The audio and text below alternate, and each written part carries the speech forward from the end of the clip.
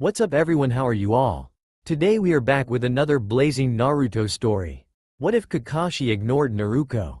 And ANBU's scariest shinobi trained her instead?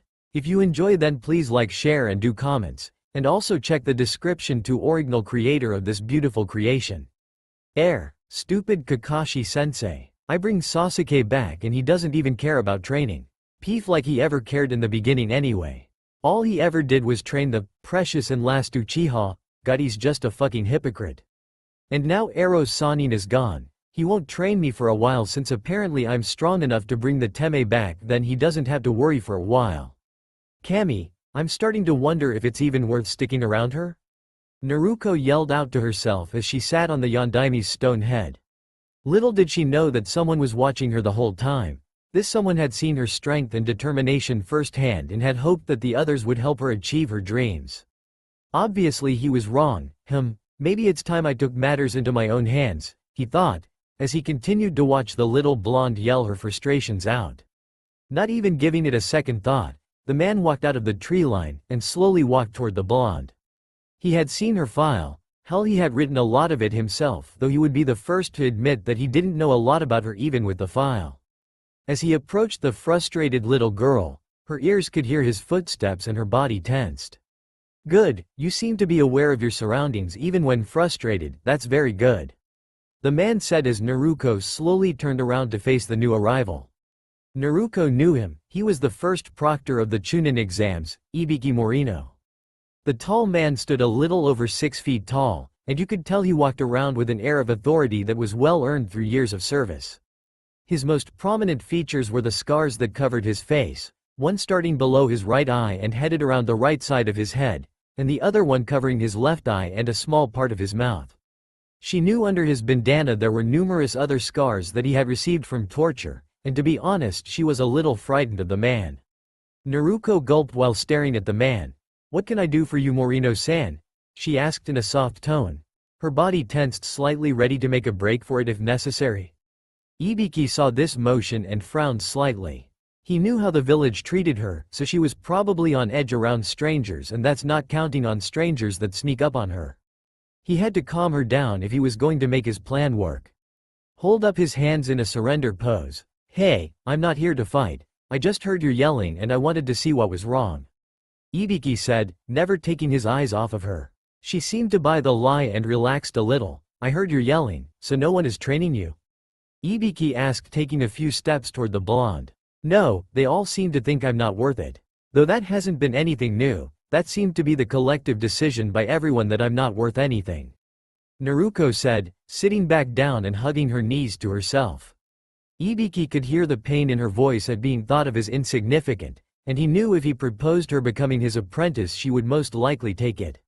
Knowing this he smiled. "So you want to get stronger, he asked as he walked up beside her, her guard now completely down. "Yeah, but what does it matter anymore?" Naruko asked, not looking at him but staring out on the village she told herself that she would protect. "So what are your strengths and weaknesses then?"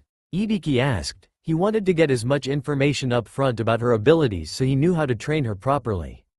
"According to everyone I had rather large chakra reserves, and even Kakashi-sensei said I could become a ninjutsu specialist because of that, though he didn't teach me any jutsu at all.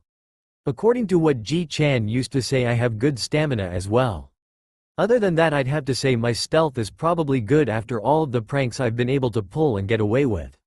I'm also able to summon toads, but that's about it, and the only jutsu I really know is the Yondaimi's Rasengan, though even then I suck at it." That last part brought a small sad chuckle, at the memories of her pranks, from her. Ibiki knew full well about those things, but he wanted to make sure she knew of them as well. "So what if I offered you a way to get stronger?" Ibiki asked, now looking at the blonde out of the corner of his eye.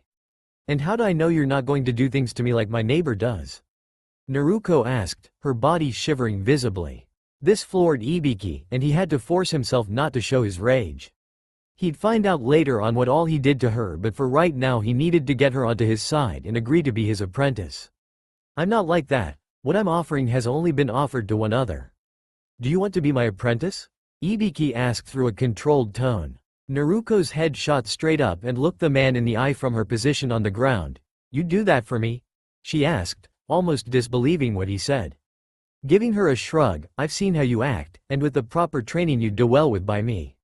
I can train you to be an ANBU and part of T&I if you'd like," Ibiki said nonchalantly. Naruko wondered in the back of her head if this was a trick, but she didn't care. Someone was offering her training and she'd be damned if she didn't take it. "Okay," she said with a huge fox grin, her 6 whiskers crinkling ever so slightly. Nodding his acceptance, he turned to head toward the Hokage's tower. "Come on then, we need to inform the Hokage of your new position. I'll leave telling your sensei to her and I'll take you to where you'll be living from now on," Ibiki said, not looking over his shoulder to see if she was following. Naruko just jumped up happy as could be and ran after the man. Hokage's office. Tsunade was sitting behind her desk doing paperwork that the council kept trying to bury her in.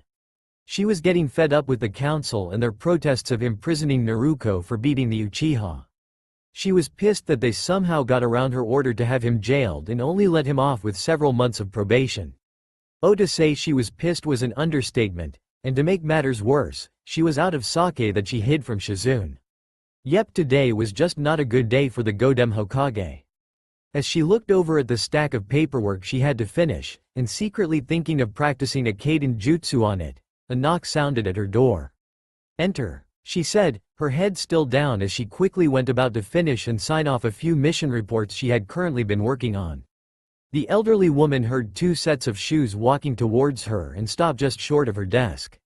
She looked up to see Ibiki with Naruko standing to his right and behind him. "Oh great, what is it that she did now?" Tsunade asked, dreading that she may have to do even more paperwork from whatever stunt the younger blonde would have pulled. "Hey, I haven't done anything in a few weeks, Ba-chan," Naruko exclaimed. "I know, and that's why I'm absolutely sure you did something. You've been overdue for it for a while now," Tsunade said, a smirk gracing her face. Naruko just grumbled incoherently before Ibiki quickly moved to get the older blonde's attention. "Hokage-sama, I'm here to inform you that I'm taking Uzumaki here under my wing as my apprentice. I'm going to show her to ropes of the ANBU T&I division," Ibiki said, his face holding zero emotion on display. Tsunade looked at the veteran shinobi with a frown. This was something she wasn't expecting. "May I ask why?" Tsunade asked. It wasn't that she doubted Naruko's skills at all, far from it, it was just that the T&I division wasn't for everyone. And those that did go intended to never be the same again or just weren't fully sane to begin with. She's very creative, if nothing her past saying anything. She's able to not only think outside the box but at the same time still follow the rules which many before have found very difficult. Also her background shows that she can mentally and emotionally handle everything that is thrown at her there. I have the utmost confidence that she will truly succeed with us, and in the event that I'm wrong, she'll already be placed within ANBU so she can transfer out in the event that she can't hack it," Ibiki said, his shoulders back almost holding himself with pride as he listed everything off. Tsunade had gone over Naruko's file long ago. She knew what she was capable of both on and off the battlefield, or at least she thought she did. With the recent council debacle she had slowly begun to become more and more reclusive, keeping away from most contact for whatever reason. Heaving a sigh, she knew she had no argument she could fall back on except her own personal ones, and even then they held no merit in this decision. Turning to the little blonde, "Is this what you truly want?" she asked, hoping that she'd say, "No," and this could all just go away and she'd stay safe. Well, this truly seemed like my only option. I mean, Kakashi-sensei won't train anyone other than the traitor. Sorry, I mean Sasuke Teme. Ero Sanin left, saying that because I was strong enough to bring him back that he didn't have to worry about my training just yet, so I ran out of options. Ibiki-san here gave me this option and I'm going to take it," Naruko said, a fiery determination burning in her eyes. "This is my chance to get away from the Teme, and prove that I'm stronger. And Ibiki said he'd make me stronger so I can protect everyone," Naruko thought. Heaving another sigh, Tsunade pulled a form from her desk. "In order for you to be ANBU, normally the commander has to give you a recommendation and you must be of Chunin rank or higher. Well, you have one of the two, and seeing as all of your other work that you've been able to accomplish." Tsunade stood after finishing writing on the document that she had worked on while talking. She walked over to a small cabinet and pulled out a vest. "As the Godem Hokage of Konohagakure, I promote you, Naruko Uzumaki, to the rank of Chunin. Now take your vest." Since this isn't a normal ceremony, I won't bore you with the whole speech. I just want you to promise me that you still stay being who you are, okay? The elder woman said with a small smile on her face as she handed Vest to her surrogate daughter. To be honest with myself, I should have done this right away, but because of all of this damn paperwork that the council keeps throwing at me, I forgot to do this. I also need to correct the council's mistake now that this is back on my mind. Tsunade thought to herself as she started to formulate orders. Don't worry about me, Ba-chan. I never change. Naruko almost yelled out with her patent fox grin. The older woman seemed to relax at the small outburst, not even minding being called the nickname. Good, now I'll inform your squad that you will no longer be part of it when they come to get their next mission. Tsunade said, as she turned and sat back down behind her desk. Now go on, I have all of this paperwork to finish. She said with malice dripping from the word of her now most hated enemy. Ibiki and Naruko nodded and bowed before leaving quickly. Outside of the office, Ibiki turned to his newest recruit. Alright, I'm going to show you where you're going to be living from now on. Ibiki said, as she started to walk out of the building with Naruko hot on his heels. Back inside the office, Tsunade activated the seal that called Shizune. In minutes the young woman came through the door with even more paperwork in her hands. You rang Tsunade-sama?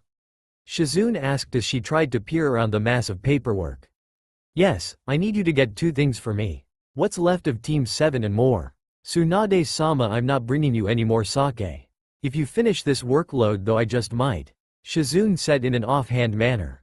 When she set the paperwork down and stretched out her back, she saw her master rushing through mounds of paperwork, her pen and signature hard at work and going at a pace she had never touched before.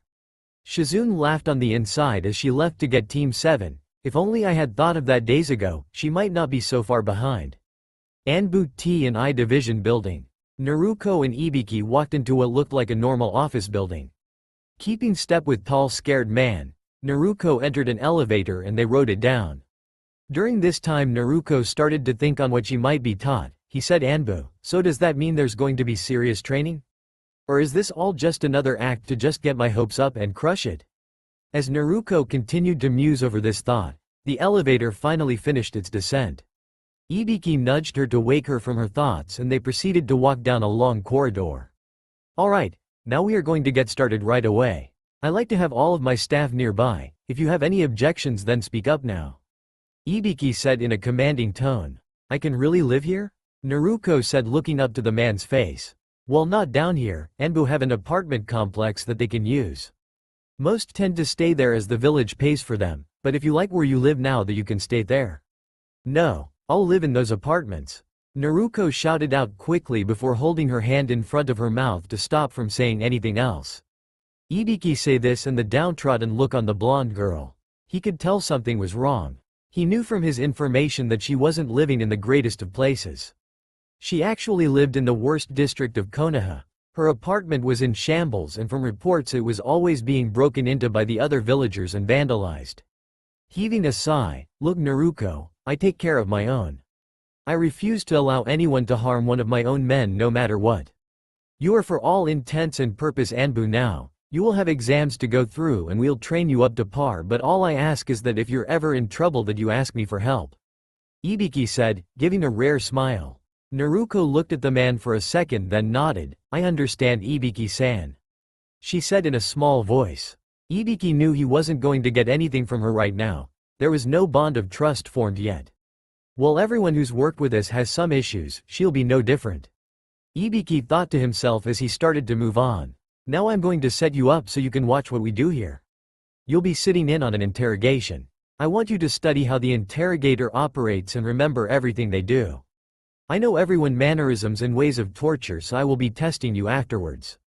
Ibiki said as he opened one of the doors that opened to a room with a metal table in it. He motioned for her to take a seat in one of the shadowed corners and quickly place a genjutsu around her to keep her invisible.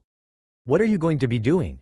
Naruko asked, curious if she'd be left alone in there. I am going to be getting your file together. Also, I'm going to send a team to gather your things and place them in an apartment for you. After that, I've got to devise a training schedule for you. Over the next 2 days you will be tested extensively so I can figure out what your abilities really are and how much training you are going to need. Ibiki said. Naruko thanked him again and with that she was left alone in the room. She wasn't alone for long though, as the door was thrown open and 4 people entered. One she recognized as the crazy snake lady from the exams. 2 of them wore ANBU masks so she couldn't figure out who they were, and the final person was thrown on the table and restrained. "Well, let us see what secrets you're willing to tell us, Anko asked after the prisoner was restrained. What happened over the next hour made Naruko's stomach turn, though she kept from throwing up out of sheer willpower. Hokage's office. Tsunade was currently running through her paperwork, signing forms left and right. She had broken 4 different pens going at this speed, but she was almost done, and Shizune had even showed her the 2 big bottles of sake that she would get if she got this workload done. In front of her desk stood what remained of Team 7.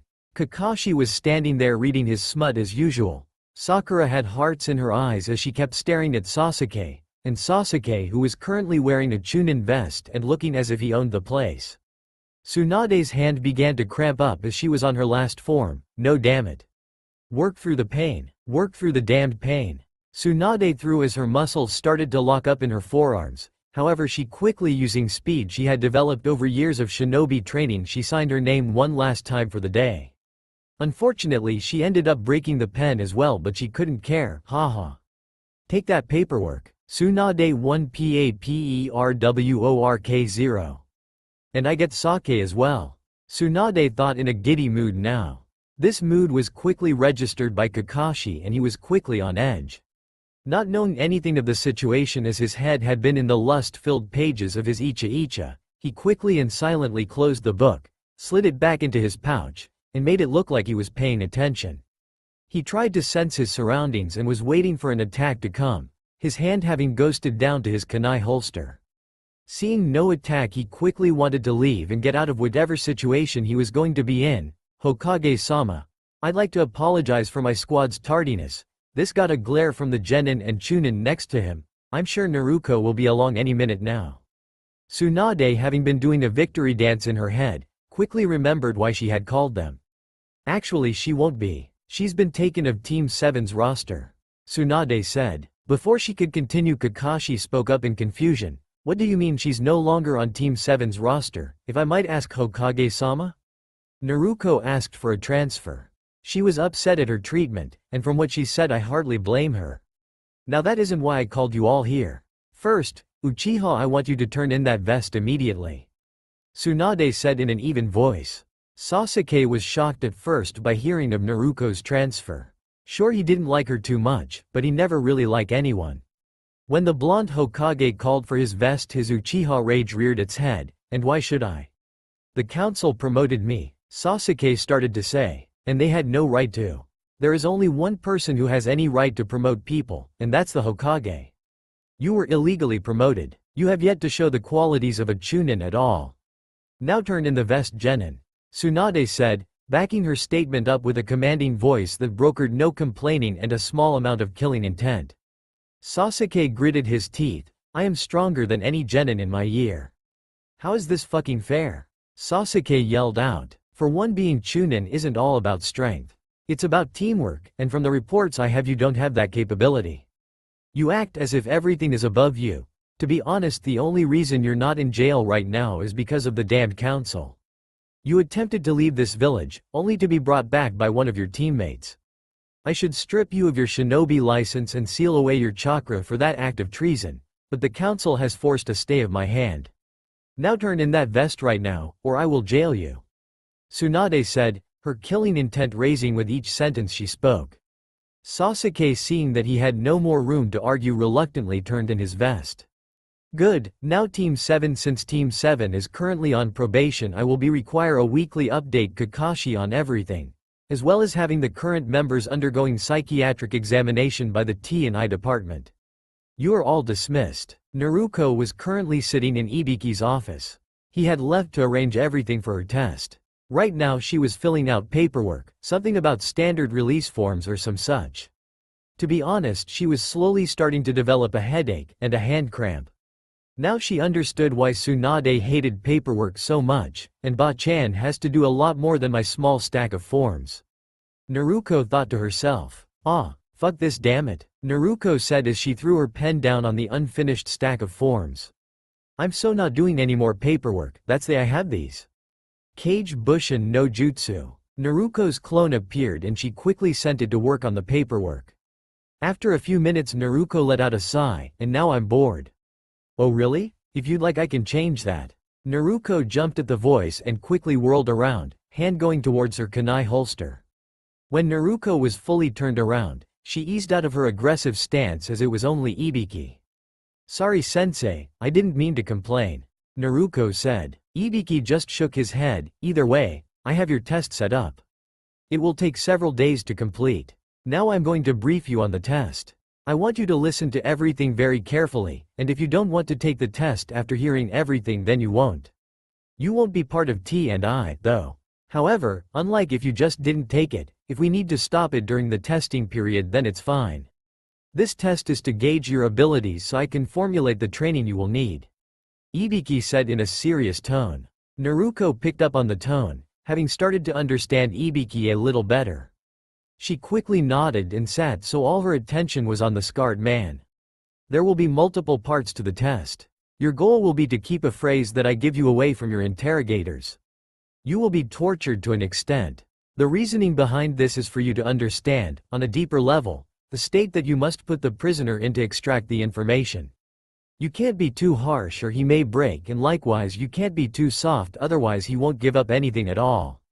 Not only that, but you must also be able to discern what information could be creditable or not.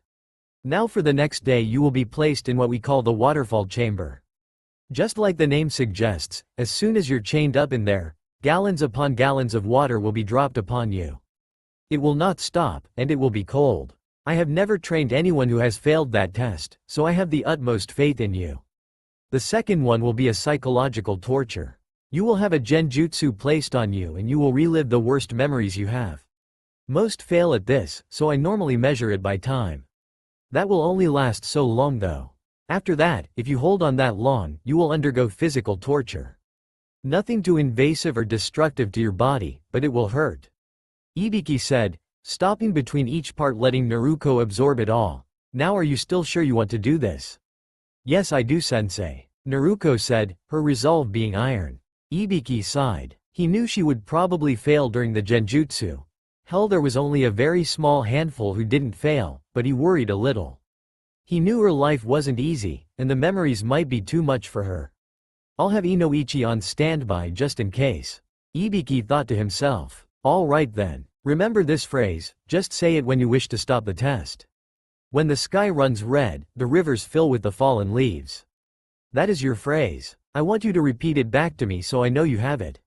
Ibiki instructed. When the sky runs red, the rivers fill with the fallen leaves. Naruko repeated, getting a nod from the Jonin. Now I will not always be there, but I want you to know that you will not be in any danger. No member of my staff will cause you undue harm outside of the scope of what I have already told you. I will be there for the psychological proportion as I specialize in said torture, but after that I have many other duties to attend to.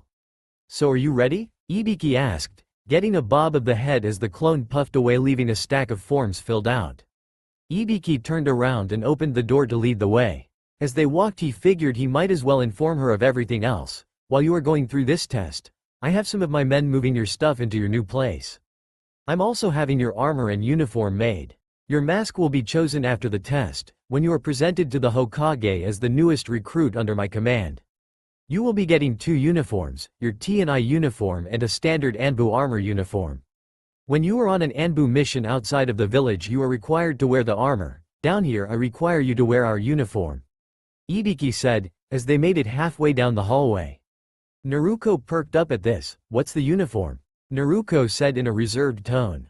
It had nothing to do with the topic, it was the fact that she was walking towards her own torture, literally. Don't worry about it. Due to some discrepancies from others the T&I uniform was changed to a trench coat. How did that happen? Naruko asked out of curiosity. Ibiki just shivered as he remembered how Anko made her request, demand of it. Let's just say some of the people you'll be working with are very vocal about their opinions. As well as not afraid to cause bodily harm. Ibiki mentally added. As they arrived at the rooms that she would be using for her test Ibiki stopped next to the door and looked at the blonde. Alright now, when you get in there will be a bin for your clothes. Strip down and ANBU will get you ready.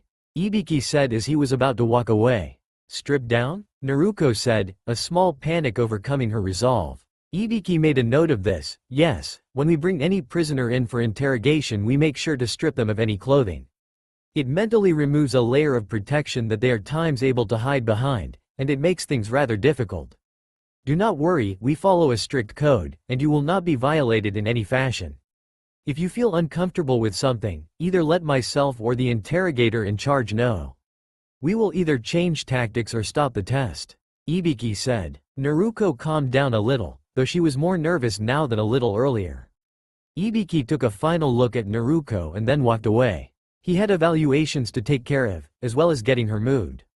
Naruko watched the man leave. Seeing as she had no other choice, she opened the door and walked in. The room was rather large. On half of the room she noticed the floor looked like one giant grate, probably where I'm going to be drowned. Naruko thought, makes sense really, this way the water won't have to be drained or anything, just keeps flowing to wherever. Naruko looked around the rest of the room, but other than the bin and a table, there was nothing of note. She figured that she had wasted enough time, so she slowly stripped down. Her bright orange jacket and pants were folded neatly in the bin, and she was only standing in her panties and black shirt.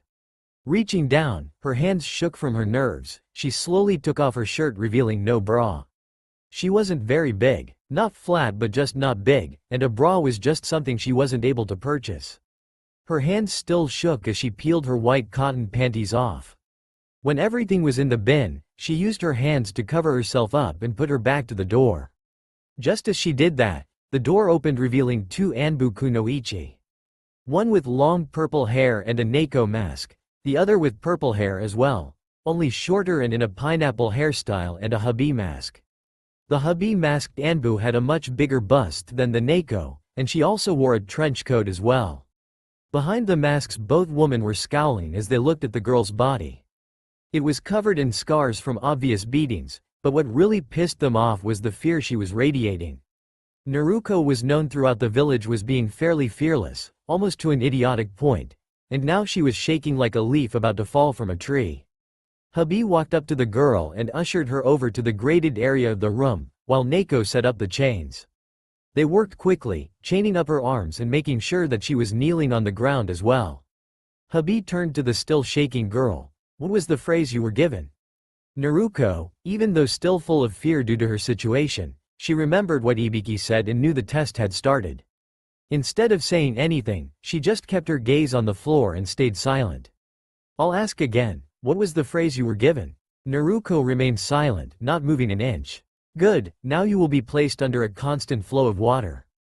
This is to make sure your emotions and mental state are raw. By doing this, it softens them up for further torture.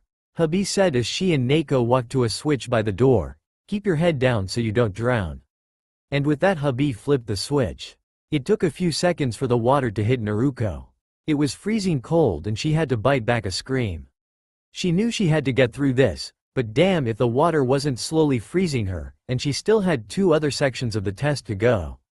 Just get through this part first Naruko, she thought to herself, won't do you any good to think further ahead when you still have this in front of you. The 2 ANBU kunoichi stayed for a bit, before they collected the girl's clothing and walked out. As they closed the door hubby threw her fist at the wall, hitting it hard enough to leave a dent. What the fuck was that? Naruko stayed quiet for a second before she put the bin on the ground and placed a hand the ANBU's shoulder. Anko, you know how the village treated her, not to mention she was forced to strip naked and have strangers be able to see her. I would have been worried if she didn't express some fear, Naruko said. The now identified kunoichi as Anko turned to the other, Yasum being the optimal word. That was some fear, that was borderline breakdown. Run screaming from the boogeyman because you think he's going to use your intestine for a jump rope fear. She was practically vibrating Yugo. Anko screamed. Yugo sighed, she was right, it was normal for some fear but not that much, either way. Let her be alone with her thoughts for now. You'll just have to wait and see how she comes out of this. With Ibiki. It had been 3 hours since Ibiki had dropped Naruko off. He had already gotten most of her things ready. Her things had been picked up, though she had rather few objects of value. From the report he had gotten, it appeared as if her apartment was destroyed. The window was smashed in, her bed torn apart, her door was just hanging off the hinges, and that was just the beginning of the list. How she was allowed to live in such a condition is beyond me.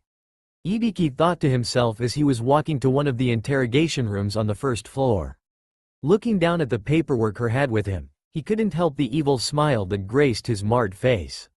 He was on his way to giving a psychological evaluation to what remained of Team 7, John and Sensei included. To him this was payback for harming his newest student. Ibiki took care of his own. Normally he never needed to, but if he did, he stopped at nothing to help them. As he arrived at the correct room, he opened the door past it, walking into a room with a one-way mirror. He wanted to observe the subject first as he read the dossier. Haruno, Sakura, only daughter to Haruno Shikiya, who is better known as Counselor Shikiya. According to intel, she's also an Uchiha fangirl, but what really gets me is the conflict between her skill level and her performance. She graduated Kunoichi of the Year for her generation, but by the reports she has almost no shinobi skills whatsoever. Ibiki read. He looked up and saw the pink-haired girl fidgeting, but otherwise seeming innocent. After watching for a couple of minutes, and taking notes on what behavior he could observe right away. Seeing what that he couldn't observe anymore, he walked out and headed into the other room. Sorry, I took so long, Ibiki said. Took forever to get all the paperwork together. Sakura was surprised to see Ibiki. She thought it was going to be an ANBU, not her first proctor of the Chunin exams. It's okay, Morino-san. I thought I was being evaluated by an ANBU. Sakura said. I am ANBU. I'm the head of the T&I division. Now let's get this evaluation out of the way as quickly as possible so we can get you on your way. Ibiki said with a soft smile. He was faking, of course. He wanted to have her as open as possible to get everything. He was going to be professional, and bar that he'd fake it. Ibiki took a seat on the other side of the table, taking out a fresh pad of paper and the other forms. Alright. Now, as you should know, you are here to undergo an evaluation to see if you are able to continue to be a kunoichi by Konoha's standards. I will be submitting my own report of this, along with other reports that have already been filed, and the Hokage will make her decision. I have no say in whether you stay a kunoichi or not. Do you understand all of this? Ibiki asked. Getting a nod from the girl, he quickly produced a form. Good, then I need you to sign this.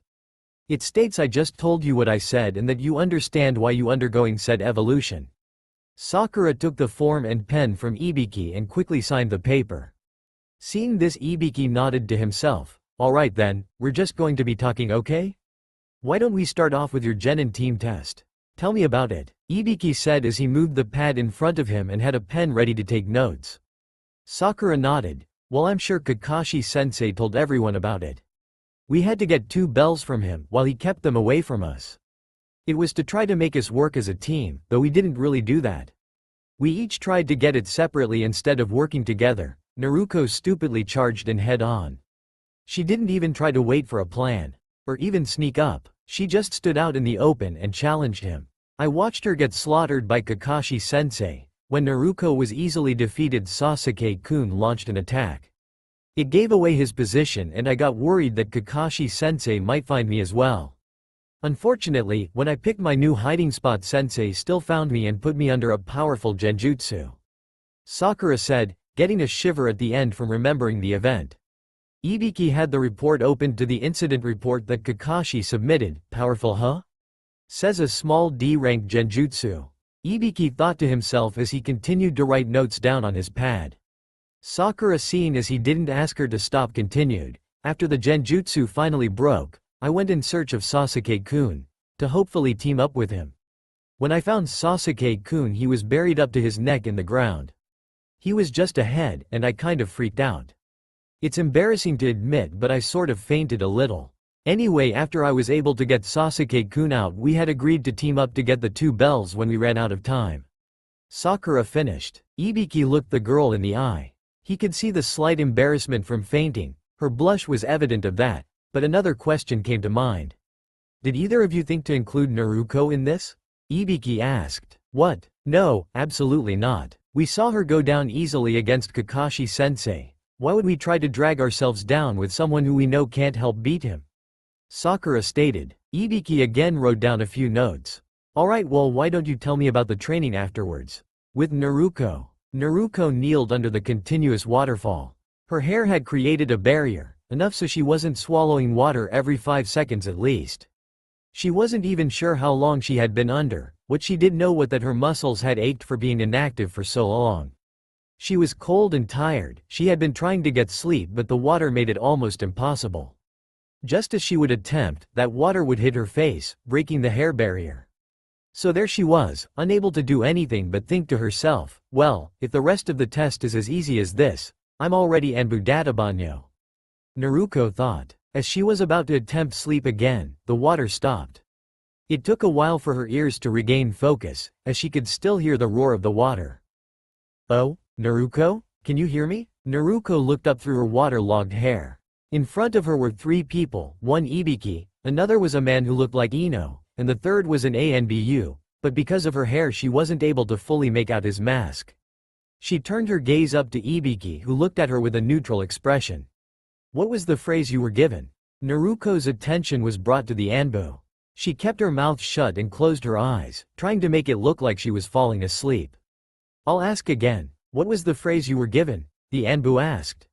Naruko could tell it was a male, and she knew she should be scared. She was naked in a room with several men, and yet because of the water she was unable to feel most of her body, so she just didn't care. With her silence, Ibiki stepped forward. Alright Naruko, this is the genjutsu part of the test. I want to give you the chance to leave the test now. If you still want to continue, Inoichi here will allow me to see inside your mind so I can evaluate you. Nod if you understand me. The scarred Jonin said to the drenched blonde, who was now nodding. It's sad, I really wish she didn't have to go through all of this after everything. Can't say I'm not proud of the backbone she has though. Ibiki thought to himself as Inoichi got into position and the ANBU began to make hand seals for the genjutsu. Inoichi placed a hand on his Ibiki's arm and Naruko's head. Naruko's eyes glazed over as the genjutsu took effect in minutes, and in less than a second he was pulled with Inoichi into her mind to watch the memory. Naruko's mind. Ibiki's vision was clearing up as had faded into nothingness during the transfer. He was used to it by now, having been dragged into many other minds along with Inoichi. He also had to remind himself that this was just a playback, and that no matter what he wouldn't be able to interfere with what was going on around him. As his vision was completely clear, he looked around and noticed that it was night time and he was outside of Naruko's old apartment complex. Next to him stood Inoichi, who looked just as confused as he was. Inoichi, where is Naruko? I thought we would be seeing what she was seeing. Ibiki said as a feeling of dread came over him. I don't know, it might be her way of shielding us or anyone else from the events. Maybe her subconscious is doing this in hopes that we would give up trying to chase this memory. Inoichi surmised. Ibiki nodded and thought for a second. Well, if we were brought here then maybe the memory is occurring in her apartment. Ibiki thought out loud. All of a sudden an urge to protect Naruko overcame him. He didn't know what he was doing. He just began running up the stairs to the top floor that held her apartment. He was confused by his own actions. It was as if he was being pulled against his will by some unknown force. Turning his head, he saw Inoichi in the same predicament as he was, both running up the flights of stairs. As they neared the top stair, both could feel the unknown force leave them, making them lose control of their bodies and fall to the ground. Ibiki was confused for a second before he looked down the walkway to see one of the doors had been broken into. Quickly getting to their feet, both of them rushed into the broken-in apartment, though neither were prepared for what they say. In the small rundown room stood 3 men, each naked and all 3 standing around a girl that was bound and gagged. Both of the older shinobi could tell that she was crying, as her whimpers and sniffling could be heard from across the room. Inoichi, struck dumb, couldn't help but ask, what the hell? Alright Naruko-chan, one of the men said. He wasn't all that tall and looked a little overweight. His skin and hair had this greasy quality to them. He looked like he lived an easy life, probably a merchant or something. Me and my friends told you we wanted to play with you. You just had to play hard to get, didn't you? The man said in a sneer. All we wanted was to be your friend and play with each other, but you just had to act like the little bitch that you are. Ibiki, forgetting the rules of the memory playback, rushed forward with the intent to kill all of the men. He ended up going right through them and stumbled. Turning around, he could see that the men had a deranged look in their eyes, a madness that seemed to have taken over. His jaw clenched from the frustration of being completely helpless. Inoichi had known and remembered the rules of the playback, and could only shake his head at his friend's behavior.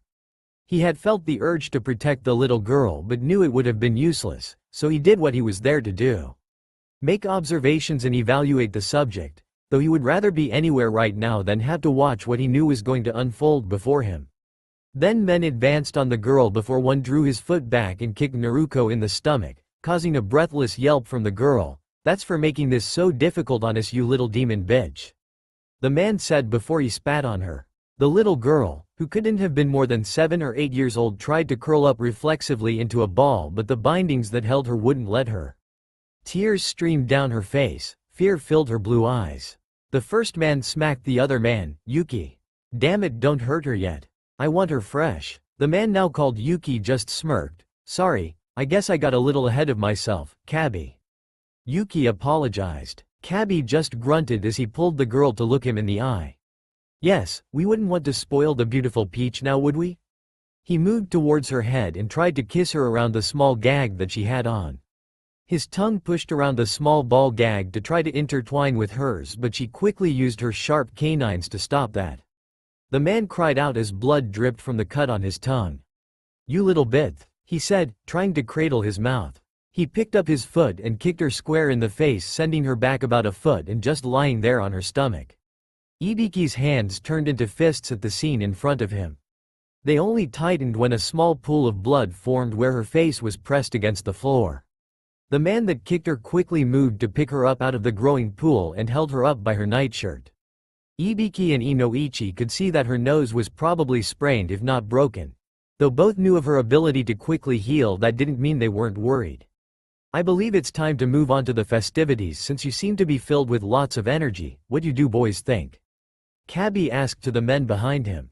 Without waiting for them to answer, the man gripped her shirt and tore it from her body, leaving her in nothing but her underwear. Naruko started to thrash around, doing everything she could to stop what was happening. The men, having become fed up with her resistance, slammed down on the ground, face first. Cutting the rope that bound her hands and feet together, the other two men held her down, limbs spread out.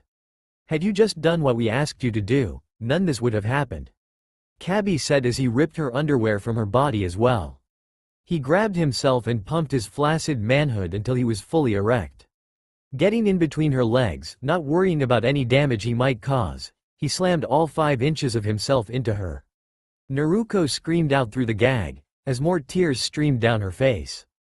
Her front was slowly becoming one giant bruise from all of her thrashing. The man behind her just kept grunting as he would thrust in and out, using her blood as lubricant. Ibiki and Inoichi's eyes widened to their maximum potential. They could make out the screams of Naruko, her begging them to stop. They heard the insults that they threw at her as they continued to rape her. Kabi was speeding up until he withdrew almost complete and then thrust in hard and stay like that. Naruko could feel it and her eyes widened as well, as she screamed bloody murder only for the gag to muffle most of the sound. As the man pulled out, a small rush of semen followed, and he wiped sweat of his forehead. "Man, she is tight as hell. She's going to be so much fun to play with from now on." Yuki smirked and motioned for the man to switch places. Yuki was already hard from watching the rape, and though he was thinner than Kabi, he was also a little longer by half an inch. He quickly thrust into the sobbing girl and moaned out.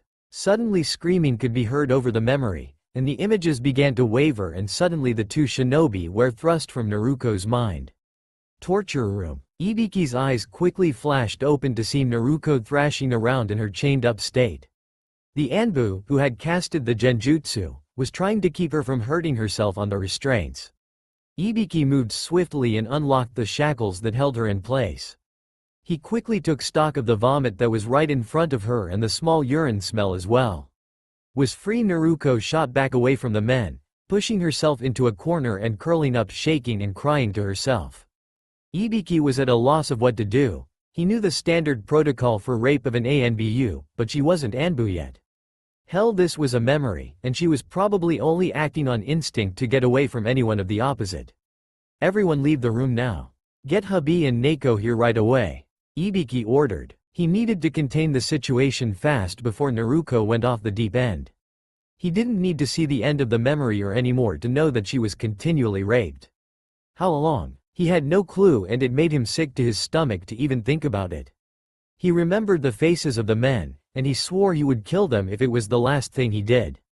Quickly the two kunoichi entered the room only to freeze upon seeing the girl huddled in the corner. Ibiki, still in command, grabbed their attention. I need you to calm her down. Do whatever you need to. I believe you two, being women, will be a lot more effective than us, given what we just saw. Both of the kunoichi understood to a degree what he was saying.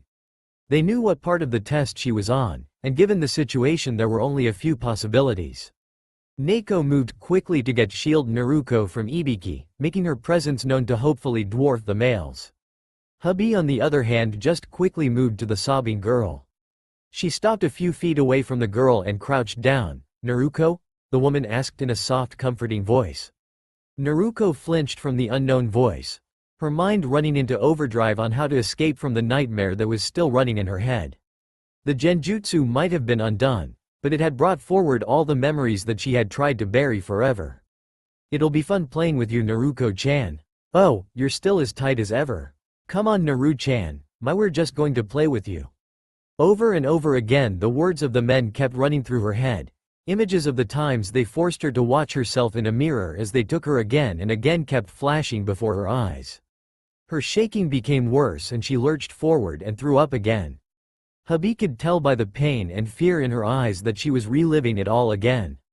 She wanted to help the little girl so badly, it was almost an ache, but unless she could bring her attention back away from the memories she might just break from them. She moved to try to hold the girl only for Naruko to plant a foot in her stomach and shove her away. She curled back up as the sobs never stopped. Enough! The voice rang out in Naruko's head as the memories seemed to stop, though the effect that they had on her didn't. The voice itself sounded just like she did. The voice, hearing this, used it to its advantage. I'm stronger than this. I lived through that. It's behind me and now they can never do anything like that again. I won't let them touch me ever again. The voice rang out. Naruko's shaking started to slow as a comforting feeling overcame the feelings of fright and pain the memories brought. Her eyes dulled for a moment and hubby took this chance to wrap the girl in an embrace. She figured she needed to know that everything would be alright, and this was the best way to convey this feeling. Naruko felt the arms wrap around her, but she was too entranced by the voice in her head to pay attention. I can make it through this stupid test. I'll show everyone that I'm not someone to look down upon. When I pass this test, Ibiki-san said he'd help look after me, that he protects his own. That means that he'll take care of them for me and I won't have to worry anymore. The voice said, the words creating another wave of comfort in Naruko which allowed her to relax into the embrace and stop the sobbing and shaking. Hubby felt the shaking stop and she looked down at the girl. She then took notice of the dulled look in her eyes. There was no fear or pain, but there was also no happiness as well. It was as if she just wasn't there anymore. Suddenly the pain and fear came back but was more restrained and under control. Hubby rubbed the girl's back and softly hummed, hoping to keep the girl calm. She felt Naruko lean into her for support and hubby was all too happy to help her. However, what was said next stunned everyone still in the room. I want to continue the test if I can. Ibiki was the first to recover and he quickly observed the girl. He could see her resolve, while hardened, was still just there. He knew that if he forced her to continue to go through that again she would break, and he wouldn't let that happen. However, he did have a little wiggle room when it came to the test. What was the phrase I gave you? Ibiki asked. The two kunoichi's heads whirled and looked at him in stunned silence. Naruko remained silent as she focused on evening out her breathing. After a few minutes of silence, Ibiki smiled a vicious smile before he handed out orders again. Hubby, chain her up again. She's passed this test. The woman looked like she wanted to protest but held her tongue. He was in command of the test, though she knew she was going to blow up at him when everything was over with. The busty kunoichi moved the little blonde girl to the shackles, ignoring the vomit as she knew the water would wash everything else away. Quickly securing the shackles, she stepped off the grated area and stood next to Naoko, who was standing by the door. Ibiki was now standing by the water control switch. He spared one last glance at the girl and knew he had found someone special. If she could endure all of that, and if I was to guess it had gone on for a long time, then I think she won't break under anything. Ibiki thought as he flipped the switch and the water came crashing on down. Hokage's office. Tsunade happily sipping away at her hard-earned sake, as she had quickly dealt with any paperwork to get the reward. If Shizune keeps this up, I won't have to worry about paperwork ever again. Tsunade thought, as she giggled while looking over the village from her office. Ah yes, everything seemed right in the world for now. But life doesn't allow such moments to last long. A knock came from her door, effectively interrupting her me time. Heaving a sigh, as she knew she wouldn't be able to escape for the duties of Hokage for long, she gave the order to enter. The door opened to reveal a bruised Ibiki. He had what looked to be a black eye, and there were still remnants of a bloody nose as well as new bruises forming along his jawline. Tsunade was on alert now, having seen all of this on her elite interrogator. Mind explaining what happened to you, Ibiki? Tsunade asked with a raised eyebrow. Ibiki seemed to then take notice of his appearance and just waved it off. Just one of my men expressing their opinion on how I dealt with the situation, but that isn't why I showed up here. I'm here to inform you of a crime, which by law here in Konoha, is punishable by death. Ibiki said, quickly moving away from his bruised appearance to the real matter. Tsunade's eyebrow stayed in the up position for a moment before she motioned for him to continue. I've discovered evidence that multiple people in Konoha are guilty of multiple counts of raping a minor. Ibiki said. Tsunade tensed at the word, rape. These cases were always difficult, not for convicting but for the victim, as they would always go through a tough ordeal. Explain, Tsunade said, her tone now of his commanding officer who wanted answers yesterday. Myself, and one of my interrogators, one Yamanaka Inoichi, were observing young Uzumaki's test. She was on the mental and genjutsu test when we discovered the crimes. I won't go into detail, as they sicken me more than anything else. Inoichi was able to get what information we needed quickly, but he's currently sick from all of the images he witnessed to get the ones responsible. Ibiki said with venom leaking into his voice, and the man seemed more intimidating now than he ever had. Ibiki was known to being protective of his people, and he seemed to already be looking at Naruko that way. The thought would have brought a smile to Tsunade's face that someone was taking a shine to her surrogate daughter, granddaughter, but her face was enraged by the information. As Ibiki finished explaining, she exploded out of her seat, knocking over the saucer of sake in process. Ibiki, I want you to take 2 ANBU squads and bring them in. I want them interrogated right away, and you have my permission to be as ruthless as you want. I don't care if they break. Tsunade roared out, her anger getting the best of her at the moment. Hokage-sama, if I may, I don't think that will be necessary. I have personally seen what happened in her memory, and Inoichi has seen more images as well. I'm not here requesting to bring them in. No, they might run into her at some point during the interrogations, and I will not put her in that position. No, I'm here to request a kill order on all of these men. Ibiki said, as he pulled out a file. Inside said file were names and faces of those that had hurt Naruko. Tsunade was forced to pause for a moment to rein in her emotions. Interrogation was one thing, the truth would come out sooner or later during that, but a kill order was another thing. There was nothing to stop that once it went out, as every ANBU would be ordered to find and slaughter that person on sight. You're absolutely certain that what you say happened, really did in fact happen? And that these are the right men, correct? Tsunade said, hoping she wouldn't have to put out the kill order and just order an interrogation of the matter. She went through the 6 names and faces, stopping on the last one. This one was a council member, and this made Ibiki's request even more dangerous. If they were wrong in any way, then there would be backlash like none other. The council would call for everyone removal of power, and while they would never be able to go through with it because she was Hokage and therefore the ruler of Konoha, they could still start up a civil war if they wanted to. Yes, Hokage-sama, Ibiki said, his face still stricken with rage and disgust at the men. Tsunade looked at his face for a moment before heaving a sigh. She picked up an empty scroll nearby and wrote out the order. Rolling up the scroll, she drew herself up and addressed the man. Ibiki, you are hereby ordered to kill all criminals related to this crime. Make sure none live through the night. Take ANBU squads 2 and 5 to complete this task. On a side note, I want those evaluations done soon. Tsunade said, her Hokage persona displayed in all its splendor. Hi, Hokage-sama, my evaluations are almost done. I have Hitaki today and the Uchiha tomorrow. Ibiki said as he was handed the scroll. Giving a quick bow of respect to his commander, he strode out of the office. He had men to kill and an evaluation to finish. With Kakashi. Kakashi was a good shinobi. Some even called him great after the service he had gone and provided for Konoha. He knew he was in trouble, having neglected 2 of the 3 members of his genin squad. He had been trying to fulfill a promise to his late best friend, and along the way he had screwed up. He knew it, and so did the Hokage. He just wished he could turn back around and change things. He was currently sitting in an interrogation room, though it was one of the nicer ones and not in the deeper levels of the intelligence department. He had been waiting for about 20 minutes, and was starting to get the feeling that his students had whenever he was late.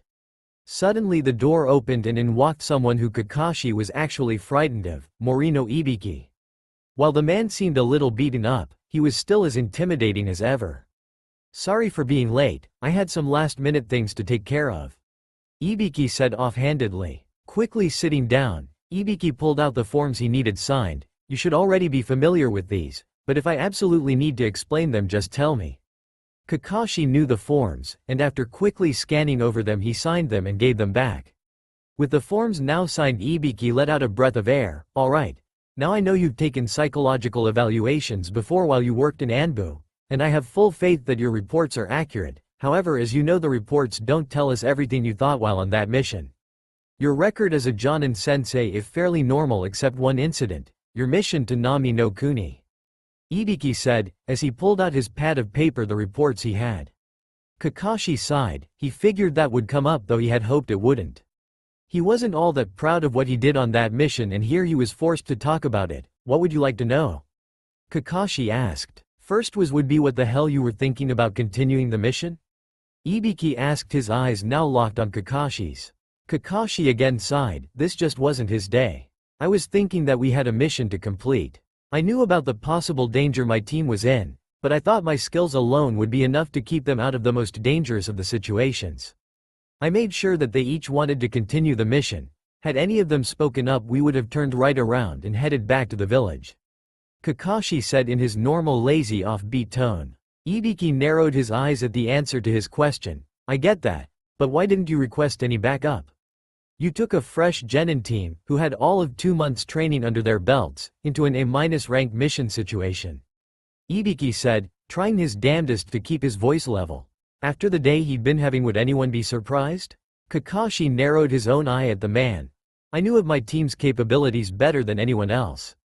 I knew they could handle themselves." Ibiki gave an evil smirk at that. "Oh, you do you? I understand the Uchiha. He had plenty of training since the council has been at his beck and call, giving the Gaki whatever he wishes, but your other 2 genin were nowhere near as trained. One of the kunoichi of the group, A1 Haruno Sakura, while she did graduate as kunoichi of the year during her academy days, she showed no improvement over that. In fact, from your reports she was slowly falling backwards in her skills. The other kunoichi of the group, Uzumaki Naruko, graduated dead last of her year. While she did know how to use the Kage Bushin no Jutsu, that was all she knew. You even mentioned in your reports before this mission that she behaved in a manner that suggested that her training had been sabotaged during her academy training. And you still think that they were able to handle themselves with just those abilities?" Ibiki asked, his tone holding a slight stunned accusation in it. Kakashi closed his single visible eye and sat there for a moment before he spoke, his vision now down at the table. "No, I don't. I realize now that it might have been my own pride that had gotten in the way of everything. I was so sure I could keep them safe and complete the mission as well that I never stopped to think on my actions." Ibiki looked at the man, and noted how broken he seemed. It wasn't unheard of for someone of Kakashi's caliber to have a swelled pride. And why wouldn't they? He was skilled beyond his years, and proved to be one of the most effective shinobi in almost any situation. I understand that your pride got in the way of things, but remember that you're still held accountable for your actions. Now let us talk about your second biggest mistake so far, Ibiki said after a while of writing notes. My second biggest mistake? Kakashi questioned, wondering what else he had done. Yes, the teaching of an A-rank assassination jutsu to an unstable and power-hungry genin, Ibiki stated without looking up from his writing pad. Kakashi was first stunned. They considered him teaching the Chidori to Sasuke a mistake? I mean, sure, it might not have been the smartest move, but a mistake? How exactly is teaching my jutsu to my student a mistake? Kakashi questioned out loud. Well, aside from the fact that the Uchiha tried to kill Uzumaki with it on 2 different occasions? Or the fact that the power that it gives the Uchiha is far beyond what he should be allowed to wield at this stage. He isn't responsible enough to wield it, as his attacking his own teammate proves. Ibiki said with a tone that dared Kakashi to argue with him. Kakashi felt like he had been shipped by those words, mainly because it was true. I first thought him the jutsu because he needed an extra edge against his opponent in the Chunin exams. I knew he couldn't win without it, but I also wanted to hopefully hand down my own jutsu. My own legacy. Because of his Sharingan, Sasuke is the only one capable of handling that jutsu to its full potential. Kakashi said, I understand that, I really do. However, we have rules on these things for a reason. Genin are not allowed to know any jutsu above AB rank right off the bat. And he had only been a genin for 5 months before you started his training on all of that. Meanwhile Naruko, who was also in the Chunin exams, was left to fend for herself. You have on multiple occasions demonstrated that you have given preferential treatment towards the Uchiha, having gone so far as to sabotage your other genin's futures. Ibiki chastised. Kakashi stayed silent. There was nothing he could say that would help him in this. No, the exact opposite really. The worst part was the fact that everything Ibiki said was true, and that's what made it seem to bite even harder.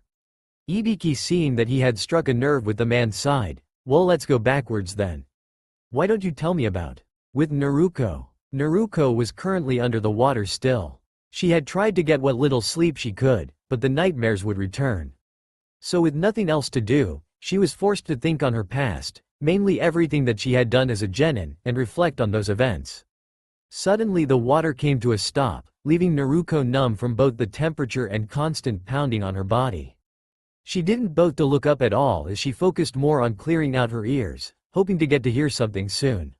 She felt the shackles being touched and released. This seemed a little odd, so Naruko went to look up but instead was pulled up and dragged away from her spot. Naruko was wondering if someone had stopped the test or if she had done something wrong. She was then thrown on a table that was in the room and strapped down. What was the phrase you were given? Hearing this, Naruko understood that it was just another part of the test, so she kept her mouth silent and softly closed her eyes. Hubby had seen how the girl was reacting and she couldn't help but smile at the grit she was showing. She knew Ibiki might have been right, damned if it wasn't normally right anyway. But she couldn't help but feel a small kinship with the girl. Both of them were hated by the village for reasons they had no control over. Despite this kinship though, hubby would push her to the limit. She wanted nothing more than to help prepare the girl for what was to come. I'll ask one more time before I start to inflict pain. What was the phrase you were given? Hubby asked one more time as she slowly sorted out her torture tools. Most she couldn't use, as they were too invasive, but she did still have a few toys that would inflict pain with minimal invasion to the body. Naruko just made a soft scoffing sound. Pain was something she was used to, and she had been feeling it for years. However soft she made the noise, hubby still heard it and smirked under her mask. That cheeky gaki, I'm so going to make you regret that. The kunoichi thought to herself. Taking up one of the many needles she walked over and pressed it to her body. Last chance. Hubby said. Naruko just stayed silent, but was gritting her teeth. She hoped it wouldn't hurt too much. Hubby pushed the needle into a nerve cluster and Naruko could tell she was wrong. She felt the pain course through her body, as her muscles tightened up. Hubby didn't stop there as she kept pushing more and more needles into the girl, each one causing more pain than the last, and none ever fully stopped hurting. What was the phrase you were given? Hubby said, her voice slowly becoming like a broken record from how many times she had already said those words, but it was all she was allowed to say during that time. Naruko remained stubborn through the pain though and refused to speak at all. Seeing that she wasn't going to get an answer, she pulled out a piece of paper with a seal on it. Applying the seal easily to Naruko's skin, hubby gave a warning. This is going to hurt. Just tell me what the phrase was and I'll make the pain stop. Naruko gave her a pain-filled grin, before closing her eyes once more. Hubby always liked a challenge and so she activated the seal. Naruko couldn't believe the pain that was being inflicted on her. Hot lighting shot through her veins as her back arched and she screamed out. Though it only lasted a few seconds, to Naruko it had lasted a lot longer. Tell me what the phrase was. As silence was her answer, Hubby activated the seal again, causing Naruko to scream out yet again. As the seal stopped what it was doing, Naruko laid on the table, breath labored, and a few of the needles had been jerked out of her body, form a spasm leaving a little blood dripping, but it was quickly healed. What was the phrase? Screams filled the room as this went on and on for a grand total of 5 minutes, though it had been the longest 5 minutes of Naruko's short life. After the seal was used for the 9th time, Naruko broke a little. What was the phrase? W, W, W, W, W, and the Naruko started to say. She couldn't believe she would break here. She had gone so far only to fail. No, the voice said in the back of her head. At that exact moment, her canines sharpened and her tongue was cut on them, effectively stopping her from talking. Hubby was surprised. The girl had not only lasted this long, but had also stopped herself from speaking. The seal had now worn off, use is done with. Hubby removed each of the remaining needles from Naruko's body, still causing pain in hopes to get her to fully speak, though unsuccessfully. Naruko was tired and in pain. Her muscles kept having small spasms that hurt, though the needle pinpricks here now fully healed all over her body. Her tongue hurt like hell, but it was fully healed, though her mouth was still filled with blood. Naruko was unshackled from the table and dragged to her old position in what she was now calling the indoor waterfall. After being shackled up once again, she was asked one last time. What was the phrase you were given? Naruko turned defiant in that second and spit out the blood towards the voice, though due to the weight of the blood it didn't get far. It did, however, get a laugh from the woman, and suddenly she found herself in water again. Outside the torture room, Anko had just taken off her mask, as she went to go clean her instruments. It was absolutely necessary, but she always kept them spotless. As she made her way down to storeroom, she ran into Ibiki, who looked exhausted himself. Wow, someone not getting enough sleep? Anko said. Ibiki looked at her and smiled. He hadn't gotten a lot of sleep. Between running psychological evaluations, Naruko's test, and the kill order, there just hadn't been a lot of time to sleep. Ibiki shrugged at her question. You know how it is. How did her test go? Anko gave a quick summary, as she knew she still had to write up a full report on it. It went fine. She's tough, I almost had her. She was starting to speak when she bit her own tongue to stop herself. She just finishing up her alone time in the water. Anko said with a smirk. Ibiki was surprised. Since Naruko hadn't broken yet, he thought she never would. He was, however, happy to see she was able to beat the test, though. He did worry about her in the water, though. It was designed to both test the recruits' will to succeed as well as give them time to reflect over all of their past, as sleep would constantly evade them because of the cold water. Good, I'm glad she's made it through. Would you mind heading to Higarashi's to see if he has her armor ready or not? I have one last evaluation to do of her team, Ibiki said, running a tired hand over his face. Oh, which one is it? Anko asked curiously. The Uchiha. With Ibiki. Ibiki was currently in the room watching the Uchiha pace. He was not looking forward to this evaluation. He knew the council would be all over him if he gave a bad recommendation, as they would somehow find out, but he had a job to do. On the plus side, he would get to expose how unstable Uchiha really was, and hopefully the Hokage would take his recommendation this time. Last time the Sandaime ignored it in favor of hoping to hold off on dealing out punishment till after the Chunin exams. Ibiki had taken his notes and made sure everything was ready before he walked into the room. As he opened the door, Sasuke came to a halt in his pacing. His face went to one of recognition as the teen quickly recognized the man. You were that first exam proctor from the Chunin exams, Sasuke stated. He quickly remembered that this man loves to play mind games and was on guard quickly. Yes, I was the first proctor. My name is Morino Ibiki, and I'm here to give you your evaluation, Ibiki said as he took his seat and motioned for Sasuke to take the one across from him. After all of the paperwork was in order and explaining to Sasuke what all was going to happen, Sasuke was the first to speak. I assume you want to know why I left Konoha to go to Orochimaru? I'm actually surprised the council hasn't told the Hokage of my reason, Sasuke said with a tone. This caught Ibiki's attention, and as he knew he would have to cover this topic, though he was surprised that Sasuke was offering the information willingly. And what reason would this be? Ibiki asked in a controlled tone. Kami, just ask the council. I went in hopes of drawing out Orochimaru and have the Hokage take him out. That would have gotten rid of one of our biggest traitors, Sasuke said, the never leaving his tone, though his expression became more and more into his facade of superiority. Ibiki could see this, and made a note of this as well as the excuse, so you're telling me that you went to do this by yourself? Under whose orders were you following? Ibiki asked. PSH, no one's. I was just helping this village out of the goodness of my own heart. Ask the council, I told them of my plan. It's their fault for not informing the Hokage if she didn't know. Sasuke said, waving the topic and expecting it to end there. Unfortunately, Ibiki didn't care for what he wanted. You say that, but you deliberately put Konoha Shinobi in danger, as well as made attempts to kill your own teammate. This caused Sasuke's temper to flare. Not only was he being ignored and not given what he expected, but now he was being accused of attempted murder of his teammate. How dare you? I would never harm my own teammate. I had to make sure that it looked realistic in case Orochimaru was watching. I admit I might have gone a little overboard on the acting, but I never made any attempt to kill her. Sasuke roared out. The curse seal on his neck flared up and went from black to red but didn't spread. After a moment it turned back to black. Ibiki noted all of this, and made sure to make points of all injuries Naruko sustained as well within his report, as well as the previous incidents that occurred where Sasuke had become violent. Well, let's move on, shall we? Ibiki said, why don't we start back at when you all first became a team? Hokage's office. Tsunade was currently reading the reports Ibiki had dropped off for her.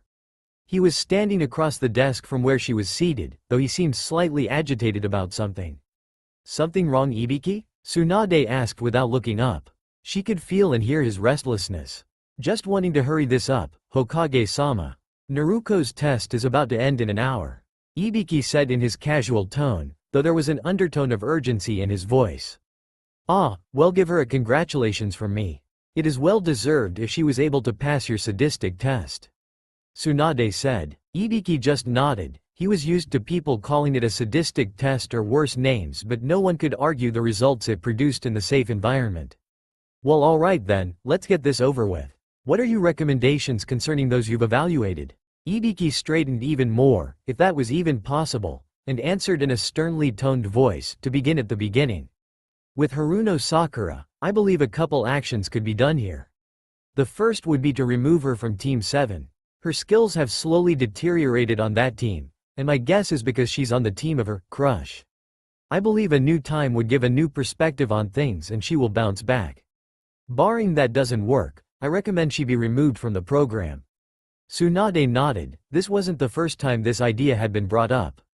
It was just that her mother had been able to keep that from happening while she still held her council seat. Moving on to Hitaki Kakashi. He was rather easy, as his reports were all accurate. It was only his judgment that was called into question. On those counts it was his emotions that kept getting in the way of clear thinking. On multiple counts it was his pride in his skills that drew him to some of the incidents. I believe he should be given a full month of vacation away from shinobi life, after that a retaking of the Jonin instructor's course. His skills are very high, as I'm sure you're aware. He just needs some downtime to give himself time to think on his actions. Now the last one I've had trouble with before. Uchiha Sasuke. I've done an evaluation before, though he was never told about it, for the Sandaime Hokage. My findings there are close to the same in this case, only at a worse level as time has helped to worsen it. My recommendation for the Uchiha is removal of his shinobi license, imprisonment with 24-hour watch, as well as psychiatric treatment. Tsunade, while unsurprised by this, was curious as to why such a harsh punishment. Why do you believe he should receive such a harsh punishment? Tsunade asked, her eyes still going over his notes and reports. Hokage-sama, Sasuke has proven time and time again that he will do whatever he must to get power. From the many times I have met the man, he is turning out just like his father was, though he's using his brother to justify why he does what he does. Along with that, he'll go to any lengths to save his own skin, believing that he must stay alive long enough to kill his brother and avenge his clan. He's even gone so far as to lie about why he ran away from Konoha. That caught her attention. Oh, I so can't wait to hear this. What did he say on that matter? Tsunade said, her focus now on the conversation and no longer on the papers in front of her. He believes he was doing a service for Konoha. He said that he thought he could pull Orochimaru out of hiding so that we might be able to eliminate him. It was only due to the council that you were not informed of this, as he apparently told them of what he was doing. From all of the reports I know this to be a lie, but it just goes to prove how far he'll go to save his own skin. Ibiki said. Tsunade on the inside was growling at the excuse. Oh, how she wanted to take the little bastard out, but the council would always get in her way and delay or supersede any action she took against him.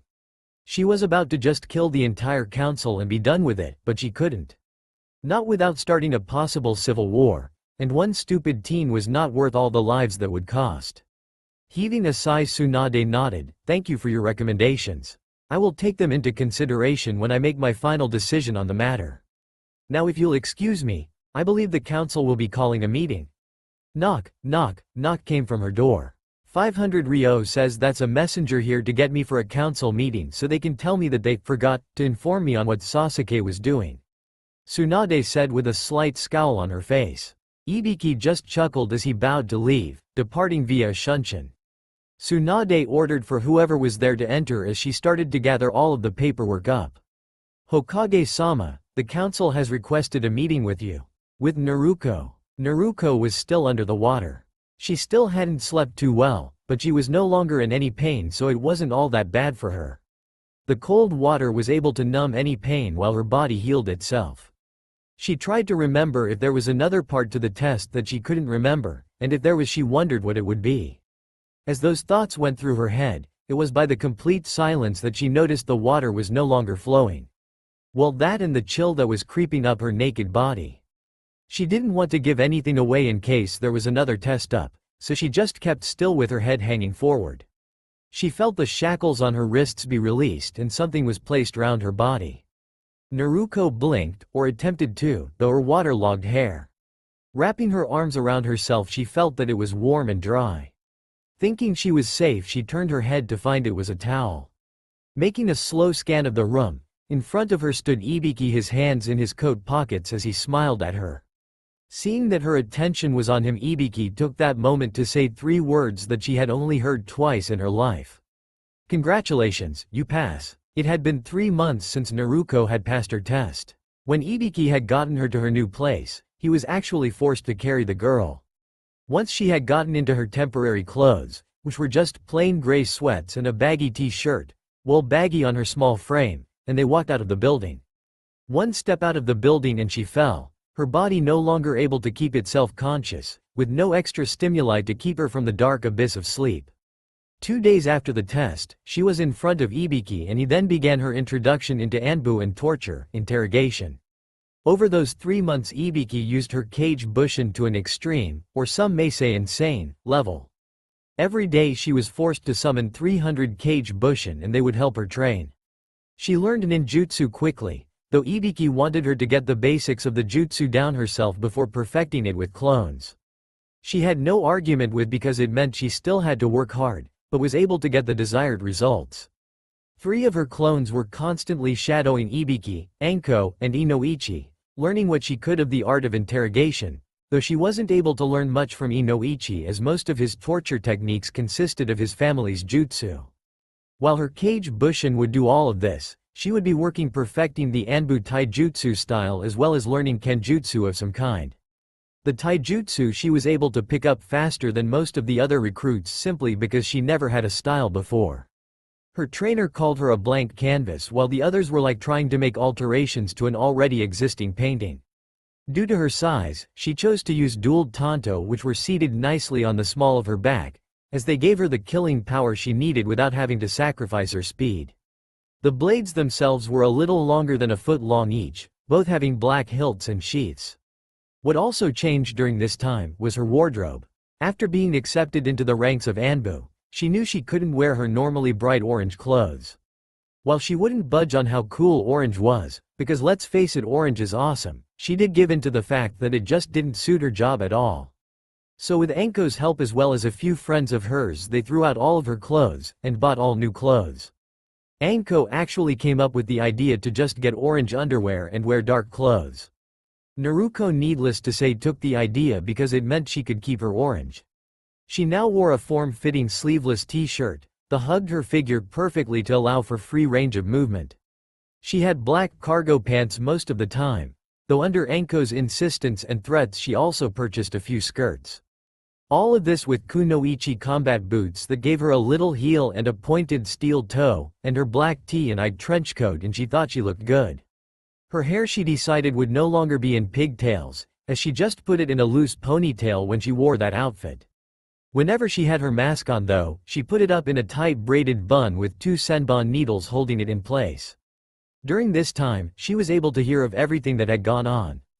How the council had all but been crushed into nothing, having most of its power stripped from it by Tsunade for some reason she hadn't been able to find. She did hear that Sasuke was under watch by ANBU, and Sakura had been transferred to different teams to try to find out where she would fit best. Rumor had it that she was trying to get on Tsunade's good graces to become her apprentice, but the blonde Cage wanted to see how she did on a genin team first before she did anything. Kakashi was given vacation for a month and then was just placed with random jonin teams. Though Naruko could honestly say that she disliked her old team members more than anyone else, they were her old teammates and she wanted to keep tabs on them for no other reason than that they used to be comrades. Though she did use the term comrades loosely. Ibiki had been rather surprised by the rate that Naruko was going. Her speed had jumped exponentially, as he was using Guy's training method, only not to the extreme he does.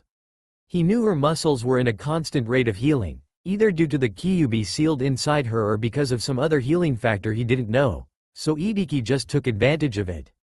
She had mastered her 2 necessary elements to be in ANBU in those 3 months, wind first then water. Water had actually taken only a month, when wind took a month and a half. Ibiki was worried that he was pushing her a little too hard, but whenever he asked if she needed or wanted a break she just shook her head and told him no. Ibiki was currently watching her as she was sparring with the other recruits in one of the ANBU's underground training grounds. They all had on standard ANBU gear, but Ibiki could pick her out of any lineup, or off of any battlefield, and it wasn't because of her hair. It was the look in her eyes, the sheer determination that filled those azure eyes with a fire that seemed to get to almost anyone. Even his own battle-worn soul seemed to be invigorated by her determination. She refused to back down from anything, and he knew that at the rate she was going she would finish the 8-month training program early. That's enough, a voice rang out. Out of the shadows stepped the ANBU commander Ryu. Each of the ANBU recruits sheathed their blades, as they had been doing kenjutsu practice. Each of you, unless in the intelligence division, will be going on a small mission today. You will be pre-forming border patrol with an experienced ANBU operative leading your squad. This is an evaluation, and will be part of the first cuts for those who are not up to Konoha's ANBU standards. Those who are in the intel division, will go with Ibiki-san for whatever test he has set up. Ryu ordered out in a voice that almost demanded respect, and brokered no questions. Naruko and another recruit, Hyo, walked off. Naruko currently had her kitsune mask on as well as her normal ANBU gear. She didn't often wear the armor unless she had to, which wasn't surprising at all since those who went through the ANBU training in the intelligence division didn't either. Just wasn't as comfortable as one's own clothes. This had slowly become a normal routine for her: workout, test, train. Rinse and repeat, and she kept doing this with her other recruit Hyo, though from working with the other intel division recruit, she didn't think he would last much longer. He was starting to get twitchy. Really twitchy. But as they say, the intel division wasn't for everyone. As they walked up the bandana-wearing Jonin, both followed him through the tunnel that led to the interrogation cells in ANBU HQ. These cells were built with more fail-safes than those back at the Intel HQ, as normally only high-ranking prisoners were interrogated here. Prisoners who were too dangerous to be transported to and from the prisons and holding cells. They were also used for testing, as it gave the examiners more control over the environment and what was going on in the room. As they walked, Ibiki decided to explain the test to them. Your job will be to interrogate the prisoners in your respective rooms. They were both captured, away from their group, and we need to know where said group is. You will be scored by other examiners as per standard protocol. Are there any questions? The man asked as they arrived at the rooms. When both didn't ask any, he walked away from them to go to the surveillance room that held monitors for the cameras for those rooms. Hyo took a shuddering breath before opening his door and walking in, closing the door softly behind him. Naruko on the other hand decided to go into the observation room that was attached to the interrogation cell. She wanted time to observe her subject first. Remember, you can tell a lot about someone just by looking at them. How they are feeling, what makes them uncomfortable, all of that can be seen if you just take your time and observe. Naruko remembered her lessons that Ibiki taught her, more like pounded into her thick head. As she entered the room, she flipped the switch so she could see through the glass. Her target was strapped to a table, arms, legs and fingers all pinned down with chakra-suppressing seals. He seems calm, Naruko observed before taking her notepad and scratching down some quick notes. White male, looks to be about late 20s maybe early 30s. Has brown hair and brown eyes.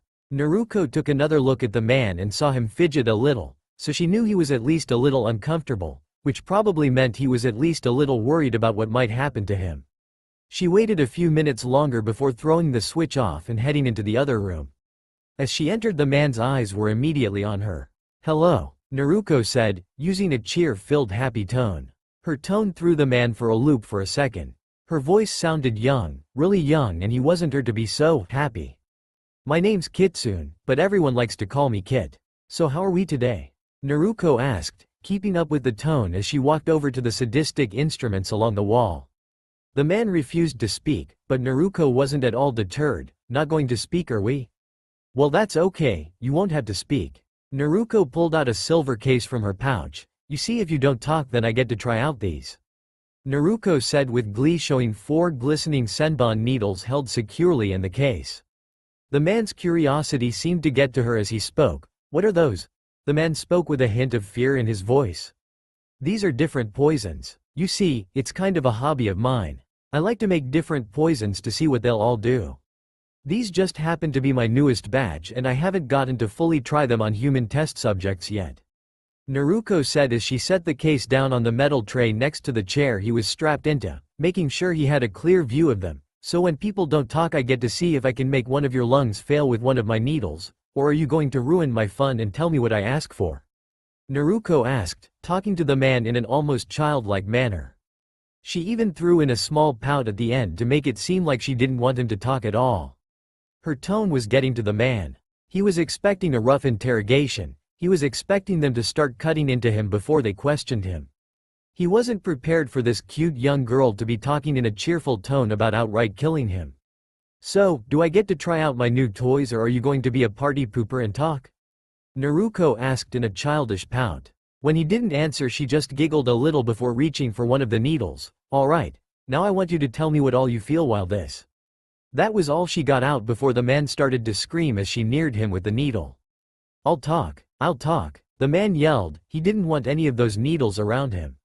This girl seemed to actually want to inflict pain just cause she could, and because she thought it would be fun. "Ah, fine," Naruko said with another pout before grabbing her pad and pencil. "Alright, so what's?" "That's all I know. I swear," the man pleaded. "You sure you're not hiding anything? I really want to test my poisons. I swear, the man cried out. "Fine," Naruko said, closing the metal case with a snap. With that, she grabbed her notes and walked out. On the other side of the door, Ibiki was standing next to Hyo, who had blood on his hands and armor.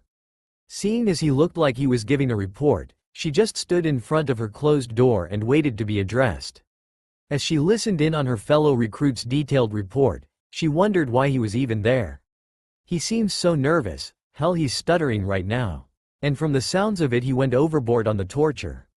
Ibiki should send him where he could actually do some good, Naruko thought to herself, as she pulled out her notepad and made sure all of her notes were in order. She didn't have anything against her fellow recruit. It's just that if you aren't right for the job, well then you just move to a job you're good at. Simple as that. After a few more minutes, Ibiki sighed. He was happy Naruko was working out. He was able to see her performance, but this kid. He didn't seem to get that and it requires more subtlety than just carving into someone. He was lucky the man was still alive, since the instructors he had set up jumped in and saved the prisoner in time, not that it did any good. The prisoner was going to need serious medical treatment before they could attempt anything again. Turning to the young girl now, he noticed she was doing something with her notepad. "Kitsune, what are you doing?" Ibiki questioned, only to have the pad shoved into his hands. "Just making sure my notes on everything he told me was in order," she said in a bored tone. The tone gave Ibiki a slight tick mark on his brow before he breathed out the hot air filling his lungs. She was nothing if not predicable. And given how she worked her prisoner over almost like a pro, he couldn't really fault her for acting smug. Taking the notepad in a firm grip, he swatted her on the head with it, gaining a small yelp from the girl. "This is a test, remember that?" Ibiki said as he started to read the notes.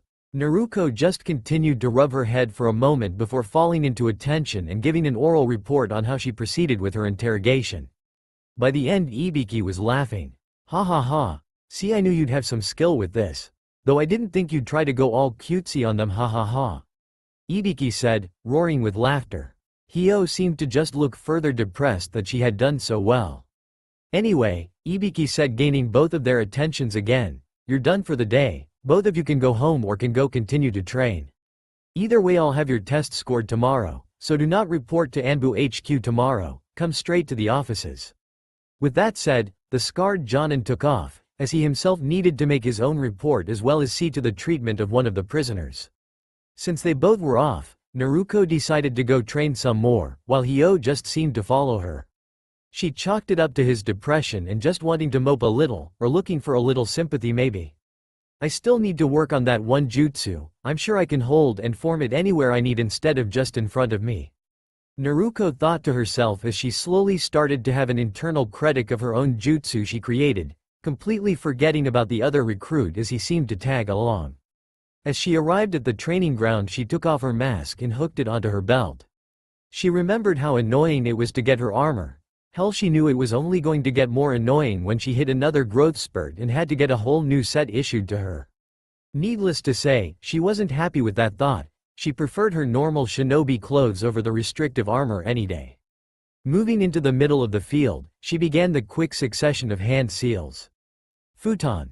K's do, wind release. Wind dome, Naruko said as she held the final seal and continually molded her chakra. Immediately a dome of spiraling wind formed 10 feet away from her, forcing the air away from its center and spiraling the air around it into slicing winds. Holding it for as long as her concentration would allow, she ended up letting it go as sweat started to form on her forehead. She released the technique and took a knee. She had rushed into it instead of warming up, and she was paying for it now. However, instead of catching her breath, like her body wanted her to, she froze, her breath stuck in her throat, as she felt someone touch her shoulder. "Are you alright?" Hyo asked. He had followed her and was training on his own as well. They were both recruits to T&I, though he figured he might as well quit since he didn't seem capable of being a part of it, so he was fairly concerned for her as a fellow recruit. Since Naruko's test, she had yet to allow any male to touch her. She had nightmares whenever she was able to get one of her 5 hours of sleep daily. She had been forced to talk with Inoichi about it, and he told her it was because of the memories they had stirred. But since the test, she refused to allow any male to touch her if she could help her, and never when she felt vulnerable either. Like after using a jutsu, and being stupid about it and not warming up first and now being winded. And now Hyo was touching her. Naruko had a small panic attack inside, as she threw herself away from Hyo in an attempt to get away from him. Her reaction sparked a reaction of his own and he became more concerned. "What's wrong?" Hyo asked, concern lacing every letter of his question. Nothing. JJ, just don't touch me." Naruko stammered out, as she fought the urge not to draw her tanto and assault the man in front of her. She knew she had to get over this, but it just wasn't something she was able to do so quickly, or at least as quick as she had wished. Hyo could feel the fear she was radiating, and quickly backed off. He, like everyone else, had been briefed on how to handle Naruko. Ibiki was very clear that due to her past, no one was to do anything outside of normal training, and with the backing of the Hokage, no one questioned it. Even the commander had Neko, a Kunoichi ANBU veteran, help her learn the stances of her taijutsu and kenjutsu. Holding his hands up to show he meant no harm, he took a few more steps back. "I just wanted to make sure you were okay, alright? I didn't mean to hurt you." Naruko was suppressing the urge to run and hide, as well as the need to tremble. She was no longer a weak little girl. No, she was an ANBU recruit. Someone who was going to be part of the strongest and most fearsome organization that Konoha had. She couldn't and refused to be afraid of men. "I'm fine," Naruko said as she tried to force the stammer away. This never happened with Ibiki or Inoichi, but anyone else, and she fell apart. "I'm just going to head on home. See you tomorrow." Naruko said as she sped out of the training ground, not even bothering to look back or notice the slight hurt expression on Hyo's face. Slam! Naruko put her back to her door, her chest raising and falling quickly as she tried to catch her breath. Damn it, damn it, damn it, damn it. Naruko chanted to herself as she slid down the door. Pull her knees to her chest, she rested her head on her knees. Why can't I get over this? Naruko asked herself, a few tears coming to her eyes. Despite everything she had accomplished in the last few months, her growing fear of men was not one of them. She had honestly tried, and she did have some success. She never seemed to fear Ibiki for some reason, and Inoichi was tolerable, but everyone else was another matter. It had started that she wasn't able to be near anyone man, but that quickly passed. She constantly saw Inoichi for counseling, and it was how she had gotten to the point that she could talk to men now.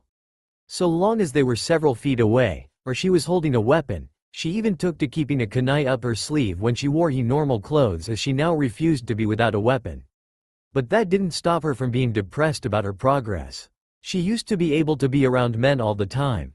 Hell, she even acted like one for the longest time and was also almost counted as one for her academy career. Now she acted more, well, like Hinata. She stayed quiet unless asked a direct question, and even then if it was by surprise she'd stammer a little. She wished she never had to have those memories uncovered, she just wanted to go back to being her. Naruko softly cried to herself for a few minutes, just letting any pain she had felt wash over here. She truly hated feeling weak. It was one of the things she hated most, and right now she felt she was at her weakest. After a few minutes she decided to get up and take a hot bath, hoping that the water would help wash away the pain. Sakura was not happy. Nope, not happy at all. Being taken off her team and placed on a different team, well, that just wasn't part of her plan. Worst yet, an unhappy Sakura meant that anyone around her had to be unhappy as well. She was upset that she was taken away from her Sasuke-kun, that she was placed with Ino Pig, or that no matter what her mother couldn't help her from her seat on the council. Sakura was currently walking with her new team towards the Hokage Tower to turn in their mission. It was just a simple pickup mission, so it wasn't all that difficult. Since her reassignment to Team 10 to fill the spot for Shikamaru, since he now had his duties as a chunin to fill, her shinobi skills had vastly increased. At first Asuma was at his wit's end, not exactly knowing how to go about training her since her skills were far from where they needed to be. But after some quick questions to his fellow Jonin senseis, as well as many drinks, he finally just said, "Fuck it," and trained her how she should have been trained to start. This of course was not easy, as he just started her where she should have been, but Sakura adapted quickly enough and after 3 months was showing real improvement. That was pertaining to her skills though, since her attitude was horrendous. Every time she could, she would complain about how unfair it was that she was transferred away from her precious Sasuke-kun. Asuma was smoking more and more these days. Even Kurenai, who he was secretly dating, or so he thought, complained more and more about it. Asuma sighed as he reached for another cigarette as Sakura started one of her complaining rants. Before he could light it, however, he opened the door to the mission room to give his report. He tried not to smoke around the Hokage, seeing as she threatened him the last time he did it, but he really needed one with Sakura being how she was. As he opened the door he was given the sight of Ibiki, the head of the T&I division, speaking with the Hokage herself. While this wasn't all the special in itself, who they were talking about surprised him. Yes, Naruko is doing very well. She's scoring well above what I even thought she would at this time. However, there is still that manner. Ibiki trailed off as he noticed the extra company they had. Tsunade looked up from the scroll she was reading when Ibiki stopped. Seeing Team 10 there, she quickly addressed Ibiki. "Thank you for the report, you can finish up later on." Dismissed. Ibiki with a quick nod and bow, moved from the room and left down the hallway. Asuma looked to his students, only to notice that they hadn't been paying attention at all. Well, I guess they need more training, but to think that Naruko would be in the intelligence division. That is interesting. Asuma thought to himself. Report, Tsunade said, giving the team her undivided attention. Mission complete, Hokage-sama, Asuma said in his usual laid-back tone. That's it? No giant fight, no ambush, nothing?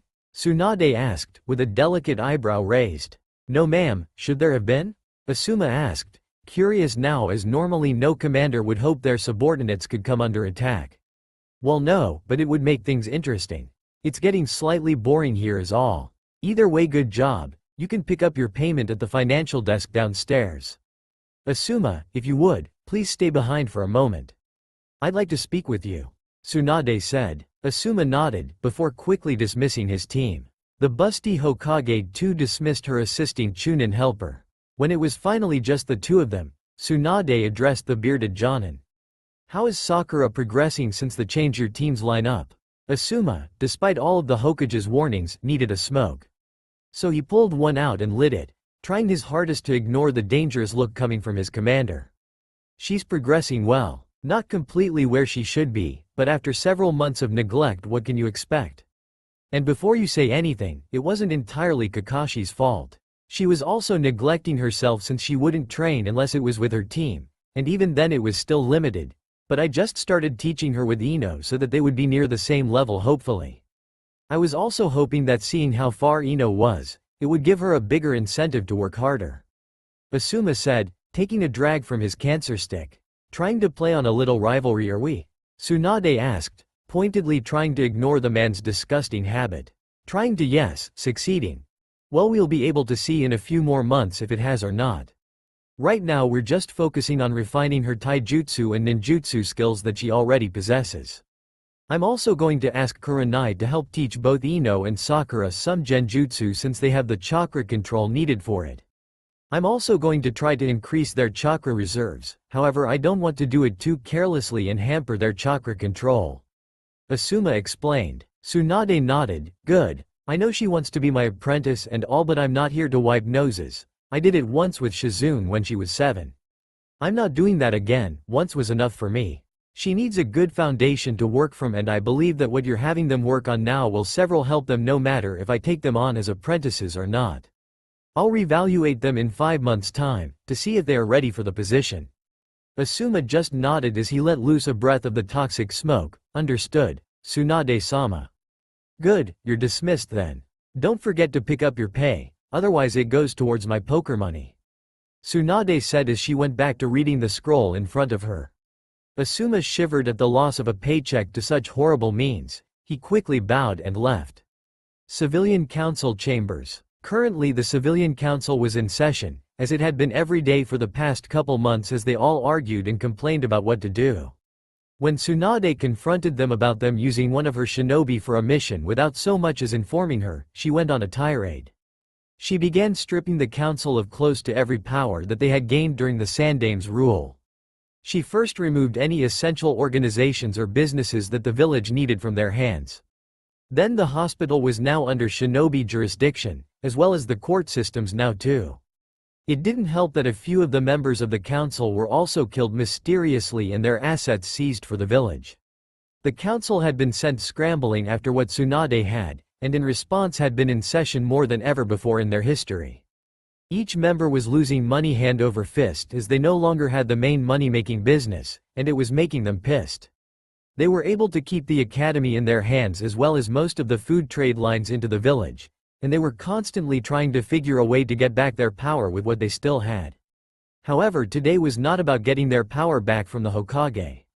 No, today they were there because someone they had tried to bail out many times in the past and make sure he was always happy, had called them together. So what are you all going to do to help me out? Sasuke asked in an irritated tone. He had shown up with the expectation of helping him with his plight. He wasn't allowed to be trained by any sensei because he no longer showed any loyalty to Konoha, and we also knew from the council that he was also under watch by the ANBU though he could never find them, no matter how much he looked for them. Uchiha-sama, we can't do anything. We're still trying to recover from when we were forced for cover for you. One of the more vocal council members said. The council had their doubts helping the last Uchiha since he became a genin, but this last problem just made it final for a lot of them since it had cost them so much power that took a long time to gain. I understand that, but I can't be trained right now. All Jonin sensei have strict orders not to teach me anything anymore, all on the orders of the Hokage. Sasuke yelled out exasperated. He needed to get stronger, so he could avenge his clan. Couldn't these fools see that? We understand that Uchiha-sama, just as we've understood it every time you've said it thus far. However, as we've stated before as well, We are unable to do anything as the Hokage has stripped this council of the power to do so. The same council member said. Sasuke cursed. He needed power and he needed it now. He didn't care how he got it. He just needed it right now so he could take care of his brother. Then a thought occurred to him, a thought he normally wouldn't consider. But you know what they say when your back is in a corner? You'll do anything to get out of said corner. Well, my esteemed counselors, it seems we have a common enemy then. The way I see it, the Hokage is abusing her power and warping Konoha, from the once much loved village that we all knew and cherished, to her own depraved dictatorship version. Sasuke said, calling upon all his years of manipulation and smooth talking. Is it not your responsibility as the civilian council members to make sure that the civilians are treated fairly? Is it not your responsibility to challenge the Hokage's decisions at times so you know whether it is a correct choice or not? Seeing a few nods in the crowd before him, Sasuke continued, then should it not be, that you as the council have say in everything that happens in this village, so that you may better serve your people? I say the Hokage is out of line. She has only been back in the village not 4 months and is already changing a system that has worked for years. Does that sound like a just leader? Does that sound like the strong Hokage you all chose for the position? The council was just eating in the Uchiha's words, some even cheering him on during his small speech. In recent history, something very similar has happened in the world only further south than here. In Mizu no Kuni, in Kirigakure, the Yondaime Mizukage attempted to get rid of all of the bloodline users. He gave no reason for this, only saying that it was what was in the best interest for Kirigakure. However, while some agreed with his orders, many did not. They rose up against him, and fought a war against him to see to it that his will would not continue. I propose we do the very same thing. We take back the power that was stolen from us, and we bring back the Konohagakure we all knew and loved. Sasuke said, his voice rising on a crescendo. At its peak, he mustered every ounce of willpower he had, in hopes of gaining their support. His gamble paid off. All of the council members stood and cheered the genin on, many yelling how they wanted things to go back to the way they had been. After a few minutes things became quiet again, and they all turned to the Uchiha. What do you recommend, Uchiha-sama? We know very little of war, as we are simple civilians. A pink-haired council member asked. We will have to be very discreet about our plans, as the shinobi forces have been blinded by Tsunade's legacy. But know that we will have Konoha back to the way it was, before the bitch ever came back. Sasuke growled out. Uchiha-sama, on a curious note, how did the rebellion of Kirigakure work out? The pink-haired woman asked. Many of the other council members asked as well, since they had a few worries that this was a lost cause. Oh, why don't you ask the Godem Mizukage who is currently leading Kirigakure? Sasuke said with a wide smirk. Unknown to anyone, a shadow moved out of the chambers. No one knew it had been there, or that it ever left as well. Danzo-sama will want to know of this immediately. Smash! Naruko groaned into her pillow as she slowly pulled her hand back from smashing her alarm clock. Its loud noise was not helping her headache one bit, and she was mentally cursing herself for setting it so early. It was not a pretty night last night, or at least from what she could remember. Everyone from T&I had taken her out for completing her ANBU graduation test as well as the T&I graduation test. And by took out, she meant she was forced to go drinking with everyone. Ibiki said it was tradition for everyone to buy the newbie a drink. Anko, however, made it her mission to see how drunk Naruko could get, and since Naruko's metabolism was able to burn off the alcohol quicker than most, it ended up taking several hours of hard drinking. Naruko was surprised Anko had been able to keep up. She wasn't sure how she had made it to her bed, but she was lying face down in the orange comforter. Relaxing her body again, Naruko tried to go back to sleep. That is, until her stomach said otherwise. Naruko's eyes snapped open and shot towards her bathroom holding a hand over her mouth. Out in Naruko's living room, slept Anko, or more precisely laid a recently woken up Anko. Naruko's alarm clock had woken her up, and she just laid there with her eyes closed and tried to push the hangover down. Should not have drank that much. Anko muttered softly to herself, as she tried to snuggle further under the blanket she had borrowed from Naruko's room. Anko was the one that had brought Naruko home after they had been kicked out of the last ANBU bar at 3 a.m. And she decided to stay the night since she wasn't sure she could make it back to her apartment in one piece. As she tried to burrow her head into one of the huge fluffy pillows that Naruko had on the couch, she heard said girl flush the toilet and start the shower. Of course she'd try to get up now. Anko complained to the empty room. All the extra noise now was not helping her to try and get back to sleep, or the headache that was still throbbing. It was close to an hour before the shower shut off, and Anko sighed as silence once again reigned the space. As she slowly was beginning to drift off again, Naruko walked out in a huge white towel that seemed to dwarf her figure. She walked to her refrigerator and pulled out ingredients to make breakfast. Anko, before I ask why you're currently on my couch, would you like some breakfast? Naruko asked in a tired tone. Even after an hour-long shower, most of which she was just standing in the warm water and allowing it to try to calm the beating inside her head, it still hadn't worked. She was settling for something to eat in hopes that food might help. Since you won't be quiet and let me sleep, why not? Anko groaned out as she slowly sat up, which turned out to be a mistake since headache increased 100-fold. Naruko just nodded before pulling out eggs, bacon, cheese and a few other things. Anko finally stood up from the couch and slowly shuffled to her bathroom. I'm using your shower, Anko stated. Naruko didn't even acknowledge that she had heard her since over the past 6 months that she had been living there. Anko just loved to stop on by whenever she felt like it. Naruko had even given her a spare key to get her to stop picking the lock. She'd become tired of changing it so often. About a half-hour later, Anko walked out of the bathroom looking very much like Naruko, in a large towel while drying her hair with another. Naruko had set the table for both of them. Each had a plate with an omelet on it and a third plate with 4 others. Naruko was just filling 2 glasses with juice as Anko sat down. Thanks for always feeding me, Anko said, as she started to dig into the food. Naruko just chuckled. It's either feed you willingly or have you steal my food. Naruko said. Hey, I'm not that bad. At least you cook better than Nai-chan, though you could stand to cook more dango, Anko said in between bits. Naruko chose to ignore her and focus on her own plate. She was becoming used to her comments on not making enough dango. Naruko just wasn't up to cooking that much. Sure, she cooked a little. Living on your own kind of forces you to learn unless you want to eat out all the time. And she knew that Anko could eat dango like she could eat ramen. Naruko just wasn't ready to spend every ryo she had on food. After they finished eating, Naruko felt a lot better. Her head didn't hurt as much, though a soft dull throb was still felt. Her tongue didn't seem to make her want to vomit again, and she wasn't cursing the sun's very existence anymore. Naruko stood up, making sure her towel was still secure, and took her dishes to the sink, leaving them there to be finished after she was dressed. Leaving the kitchen, Naruko headed to her room, only to be followed closely back Anko. Can I help you? Naruko asked, having noticed the woman walking into her room and headed for her closet. Nope, just grabbing some clothes I stashed here when you first moved in, Anko replied, as she reached into the very back of the closet and pulled out her usual outfit. Naruko just stared at the clothes for a moment, wondering how the hell she hadn't found those. Anko moved to the bathroom to change clothes.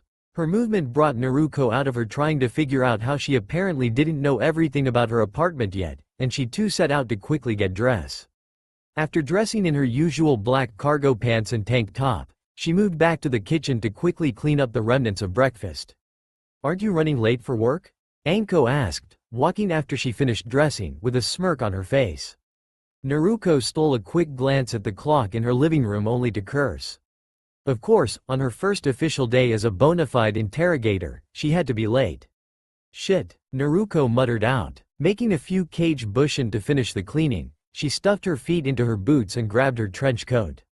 Anko just watched in amusement as the young girl seemed rather flustered with the situation. Work was going to be a lot of fun, Anko just knew it would. They're moving too slow, Sasuke thought as he walked down the street toward the Uchiha compound.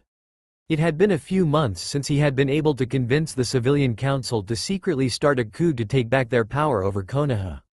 They had elected Sasuke to lead the coup, since he was the only one who had any real combat experience. So naturally they would put him in charge. He was an Uchiha after all, power was his birthright. He had devised a plan, with the help of a few of the counselors, to start moving their money quietly. Sasuke had given them all excuses to say if they were ever asked why they were moving their money. With the money, Sasuke was going to have them bring an army to Konoha's gates. He wanted them to purchase any bandit and mercenary groups they could get. From the prospects that he was shown, they could amass an army close to 5,000 men. Sasuke, however, was worried about the number of people who would join the army. With such a large force, he knew it would draw a lot of attention, and with it being a non-shinobi army, the daimyo might very well send his armies to deal with theirs. No, he needed to avoid that. This meant, he needed to move quickly so word never reaches the daimyo until it is far too late. However, an army of that size, versus a shinobi village wouldn't work. He needed other shinobi under his command, and he needed them now. That was going to be difficult. He knew that the village kept tabs on all other villages. A village would have to be filled with a bunch of morons not to watch their enemies. Getting the shinobi of this village wouldn't work either, since the Hokage has their loyalty. Sasuke groaned as he walked into his family's home. He hated coming back here. Every time he walked these halls, all he could see was the bodies of his family that his brother had ruthlessly cut down. He hated it, but it was still his home, ghosts or no. You'd think dethroning one drunk old whore wouldn't be this difficult. Sasuke thought to himself in exasperation. Of course he didn't take into account that the woman he was talking about was one of the Densetsu no Sannin, or that she was the granddaughter, grandniece of the Shodai and Nidaime Hokages, as well as the most renowned person in her chosen field of expertise. I need to get someone close to her, someone who can get me information on her as well as keep tabs on whether or not she's caught onto our plan. Sasuke continued to plot. He didn't know who, and as far as anyone in the village could tell him, her only apprentice was the one she had brought with her. Normally he would try to use his Uchiha status and charm to woo her like he could with any other woman in the village. However, he had heard through the gossip that she was actually gay. As Sasuke was walking through his home towards the kitchen to get a bite to eat, he was so focused on his thoughts he didn't sense anyone else in the room when he entered. "Hello, Sasuke-kun." Sasuke froze for a moment, stunned that someone had gotten around the many traps the Uchiha had around the compound to fend off intruders. His surprise, however, only lasted a short second before his mind registered who it was. An evil smirk crossed the teen's face as he turned to the intruder. He had a way to get his shinobi. "You're late," Ibiki said in a monotone as he was looking over something in the lounge. Naruko had just rushed through the door, having been 20 minutes late. "Sorry," Naruko said with a slight bow, which didn't afford her a view of Ibiki's evil smirk. "Since you're late, you'll be taking on an extra interrogation as well as organizing the other interrogation reports. Someone stupidly went through them for some stupid case and didn't think to be orderly about it," Ibiki said, looking down at the clipboard he had when Naruko finally looked up. "That'll be your punishment for being late today." Naruko sighed. Organizing that room is so boring." Naruko whined out. It wasn't her first time having to do it, and it always sucked. "I know, that's why it's a fitting punishment." "Well, that, and you're really the only one who could do it efficiently enough to actually do it in a single day," Ibiki said as he pulled 2 pieces of paper off his clipboard and holding them towards her. Naruko just gave another sigh followed by incoherent grumbling before she grabbed the papers and headed towards the elevator. As the door to the elevator was closing, Naruko could see Anko strolling in, whistling a soft tune as she walked by the Ibiki who was holding out her own interrogation already. "How is it fair that I get punished and she doesn't?" Naruko asked in her mind before sighing. "It's 'cause I'm not the official new girl. This is going to suck so much." As she made the descent towards the interrogation cells, she looked over the profiles. It was the main job that Ibiki did. Other than being the head interrogator, he also made the profiles for each and every interrogation subject, then divided them up between everyone. He normally tried to match them up so that the interrogator's skills could gain the information they needed as quickly and easily as possible. Her 2 interrogations looked easy enough. A missing nin from Kiri who was caught trying to get into the village. The notes with it said that he surrendered after the group he came with was slaughtered by ANBU forces that had been patrolling the area at the time. The second one was a bandit. However, what made him so much more interesting was that he seemed to have multiple disorders, or at least so Ibiki thought. Side notes said that they had to bring in a medic to sedate him several times, and after he was calm he became very sadistic. He would be a lot of fun. The elevator pinged open and she walked out, still looking over the profiles. Naruko didn't bother looking up, She had long ago memorized the hallways, since she knew she wouldn't run into anyone. There weren't a lot of interrogators around since Tsunade took over as Hokage. Apparently she was worried about the mental health of those in T and I, so after a lot of examinations, close to half of the staff was released from duty. Life as an interrogator was precarious. Some can do it, and only a few could do it continuously as it tends to change you. Ibiki had made sure Naruko knew that, however due to her trauma he believes that she'll be perfectly fine. If she was able to live and still be sane after what all she had been through, then he doubted anything would really faze her. Naruko did argue about the sane part, but otherwise she agreed. Going to the first room, she heaved a sigh as she walked into the observation room connected to it and grabbed a notebook that was now standard in the rooms. Ibiki took her idea of writing every thought that pertained to the interrogations, observations and all, and they were now part of standard procedure. She had originally just wanted to do a good job, not go about and change procedure. Looking through the glass, she noted that the subject seemed nervous, which wasn't unusual, however he strangely seemed comfortable at the same time.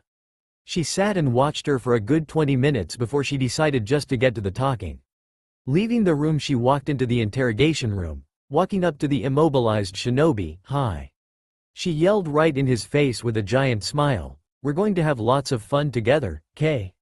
Tsunade was not having a good day. First, Shizune somehow found out where her hidden stash of sake was and got rid of the blessed liquid. Then afterwards her demonic apprentice came in with a mountain of paperwork, and stood next to her while she did it, so she wasn't able to escape. Now she's stuck listening to complaints from the merchants about something. She just chose to not listen while she pondered where she might be able to hide her next stash of sake. "Tsunade-sama? Tsunade-sama," Shizune yelled right next to the blonde, knocking her out of the internal thinking.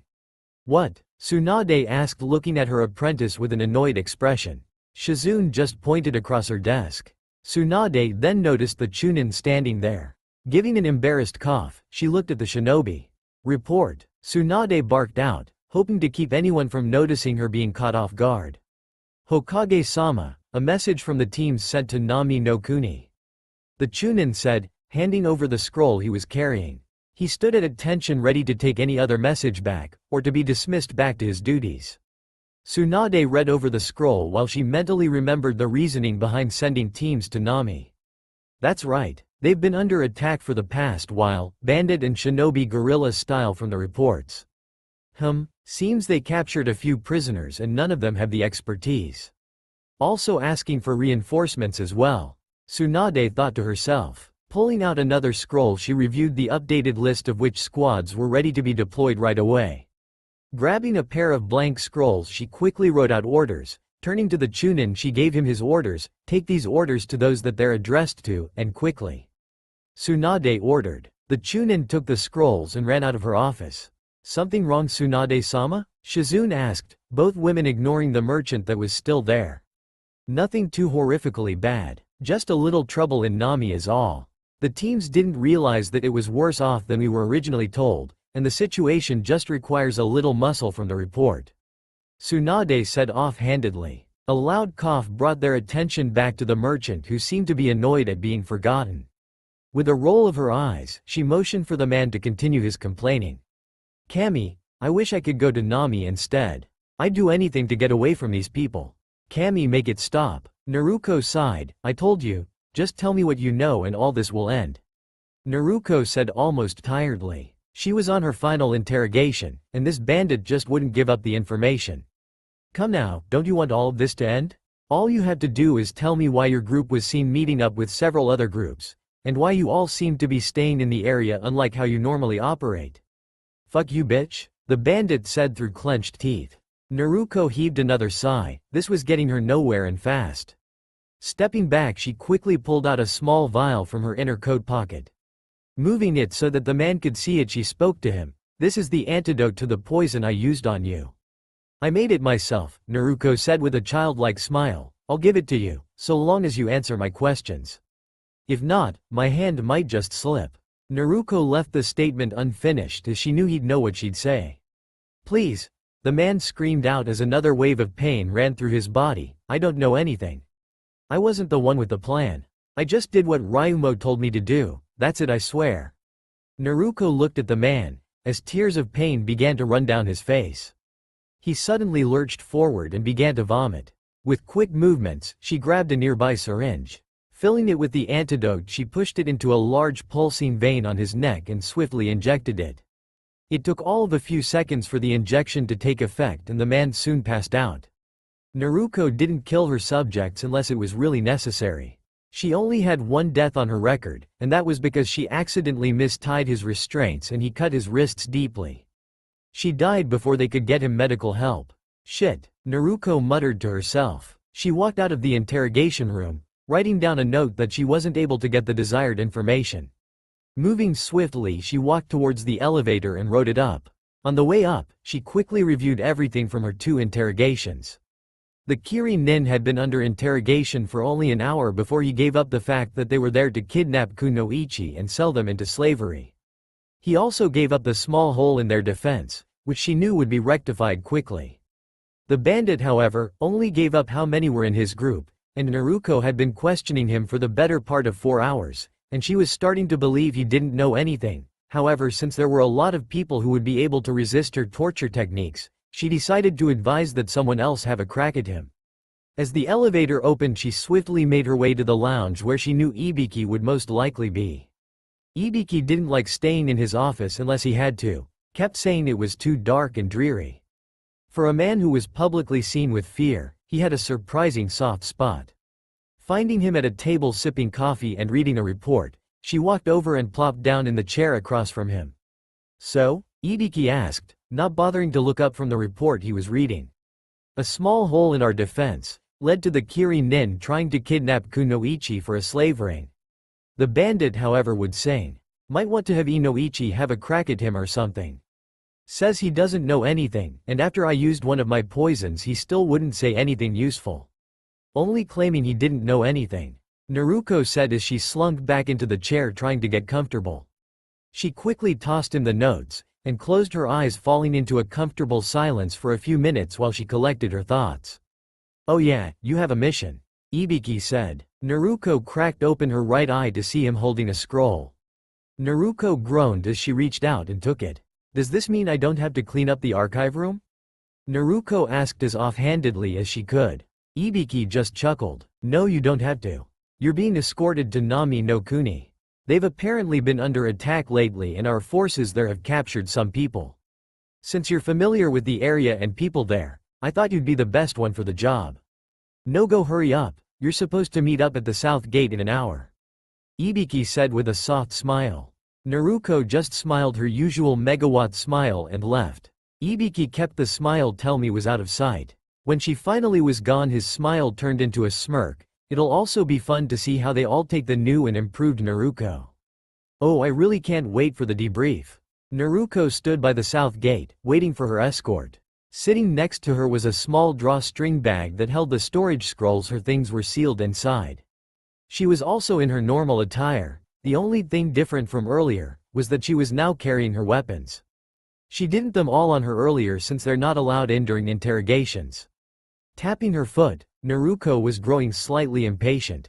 She's slowly become accustomed to ANBU time, which normally ran at least 15 minutes fast, and by her watch they were late. Heaving a sigh, she quickly went over a mental checklist of everything she grabbed. It wasn't necessary since everything in the scrolls was pre-packed, but it would take her mind off her late escort. At least 2 weeks worth of clothes. Check. 2 full sets of normal weaponry, including 2 spare tanto. Check. Personal hygiene supplies. Check. A full gamma-chan. Check. Interrogation notebooks. Check. Person poisons, plus antidotes. Check. Spare antidotes. Check. Naruko sighed. She had everything she needed except her escort. A flurry of movement down the road caught her eye. As she tried to look at it, it appeared to be a giant dust cloud coming closer to her by the second. Her instincts were telling her to get away from it, but Naruko Uzumaki ran from now on. Unless of course if they're undead, ghost and zombies, she'd leave everyone in the dust. Suddenly a body slammed into the ground in front of her. "Yosh, looks like I win again, Lee." Naruko's face suddenly paled. "Shit, should have followed my instincts," Naruko thought to herself as she slowly resigned herself to her fate. "I will strive to do better, sensei." If I cannot do better next time and cut my time by 2 seconds, then I will run around the village at T-Hozan times. And if I cannot do that, then I'll climb the Hokage monument with one finger 2 THOSAND times. Naruko stood there, hoping they wouldn't notice her right away. She liked Lee and Guy, but since she became ANBU, she realized how crazy they were. Not that bad crazy or anything, and they could be a bit much with their antics. Turning to look down the road, she noticed the other 2 members of Team 9 running up to them. "Geez, couldn't you 2 have waited up?" Tenten asked. Naruko quickly made note of anything that changed with the team. Tenten's clothes hadn't changed, but she now was carrying a large scroll on her back, held in place by a dark leather strap. Neji looked the same, except the Chunin vest he was sporting. Naruko could also see that he didn't appear as angry as he did when they first met. He seemed more at peace than anything else. She was happy about that. While she may have hated him at one point, he was a good comrade. Lee didn't look any different, except maybe being a little taller. It appeared that Neji was the only one who had recently made it to Chunin. She hadn't heard about that, but the last couple months she had been rather busy. "Tenten, you already know the answer to this," Neji said in his usual stoic voice, though there was a slight hint of a smile. "So sensei, are we going to be escorting that shinobi over there?" Neji asked with a tilt of his head in Naruko's direction. "Of course Neji would notice me," Naruko thought in a resigned tone. She really wished they weren't her escort. Knowing Lee and Guy, they would try to push it faster than usual. "Ah, Naruko-san, I had heard we were escorting an interrogation specialist. I wouldn't have even guessed it would have been you," Guy said with his usual teeth-sparkling smile. "Yep, that's me," Naruko said with a slightly forced smile. Taking in one last look at everyone, she noted their shock. "Guess I really have changed," Naruko said with a mental shrug. "Naruko?" Tenten asked, with her eyebrows raised. This was not the orange-wearing shinobi who screamed about becoming Hokage. No, she had an air of strength and power surrounding her that, while the girl looked as if it was natural, seemed almost foreign to the panda-haired teen. Ignoring the questioning stares, she picked up her bat and slung it over her shoulders. With it in place over her trench coat, he walked up to Guy. "So you all are escorting me to Nami no Kuni?" Naruko asked. She didn't want to accidentally get the wrong squad. "Hi," Guy said, moving from his usual playful self and into what Naruko could only describe as mission mode. "Right. Well, it's a 2-day journey, so we might as well head off then," Naruko said, turning towards the gate. "Don't worry, Naruko-chan, we'll get you there safely," Lee yelled out cheerfully, throwing an arm over her shoulder. That proved to be a mistake. Lee found himself on the ground, his face in the dirt, faster than he could react. The rest of Team 9 stood stiff at the reaction of Naruko, who was currently wide-eyed and looked to be struggling to control her breathing. Guy had seen the move, and was watching Naruko closely. He wasn't worried about his student, he knew that wouldn't even faze him, but it was Naruko's reaction that caught his immediate attention. He could see the fear in her eyes, even as she tried to hide it away, and he knew right then from previous experience that she was not to be touched. At least not by a guy. "I'm sorry, Lee," Naruko said, as she was forcing her body back under her control. "Damn it, I thought I was getting better. In combat I'm fine, with Ibiki I'm fine. Damn it, why is this still happening?" Naruko thought angrily to herself. Lee just pushed himself off the ground and smiled back at her, as if nothing happened, and quickly bowed to her. "No, I'm sorry. I touched you without your permission, and you had every right to throw me." "Sorry," Lee said, in a more calm tone than usual. Naruko could tell he meant every word he said. "No, Lee, I shouldn't have reacted that way. Sorry, my body just moved before I could think," Naruko said with a smile, in hopes to ease any tension that might be brought on by the incident. Lee just accepted the apology and kept smiling as they quickly left the incident and the village behind. The trees of the great forest of Hai no Kuni quickly passed by the squad of Konoha shinobi as they raced through the limbs of the great trees. It had been a couple hours since they had left Konohagakure, and it had been rather quiet the entire time, each member thinking on what happened before they left. "I believe it's getting rather dark. Votes on whether or not to keep going or stop for the night?" Guy asked the team behind him. Naruko was directly behind him, with Tenten behind her and Lee and Neji on her right and left respectively, ready to protect her as her escorts. "I'm good with going on," Naruko said. Guy looked back and noticed that she wasn't even out of breath. Hell, she looked as if she was just been walking the whole time. He momentarily wondered what training she had been doing, and whether or not she'd help his students with that same training. I think we should camp. If we run into anything, we'll need to be at full strength, Neji said. Guy's gaze moved to him and could see a very slight sheen of sweat on his face from the fast pace they had set. They had chosen to go a lot faster than most would normally go it simply because Naruko wanted to get there as soon as possible so she could immediately start the interrogations. Naruko figured the faster they got there the sooner they would have the information they needed. She also had history with Nami no Kuni, so she wanted to help them immediately. I think that's a good idea. Tenten spoke up through her slight panting. She may have been part of Guy's team, and he may have trained them into the ground, but out of all of them her stamina wasn't as great as the others and the pace they set was really putting a strain on it. Guy mentally made a note of this and he'd help her train some more. Alright, we'll stop for the night then, Guy said. He needed his team to be in the best shape in case anything attacked them, or ran into anything as they got there. Even if he was sure that they could make it to Nami no Kuni before the morning at their current pace. They all nodded before moving towards a small river to set up camp. It didn't take all that long to set up camp, what with Tenten unsealing 4 tents, from scrolls that she carried with her, that were already set up. Lee quickly raced around and gathered firewood, and Guy lit them a small fire. Neji pulled his pant legs up to his knees and waded into the water before using precise strikes to throw fish into the air, which Naruko would then throw kunai at and they lodged into the trees across the water. After the fish were collected, they were set to cook. All of the members took a seat next to the fire, Naruko staying on the opposite side as everyone else. She still felt bad about what she had done, but she tried to keep it out of her mind so she began to go over torture simulations in her head.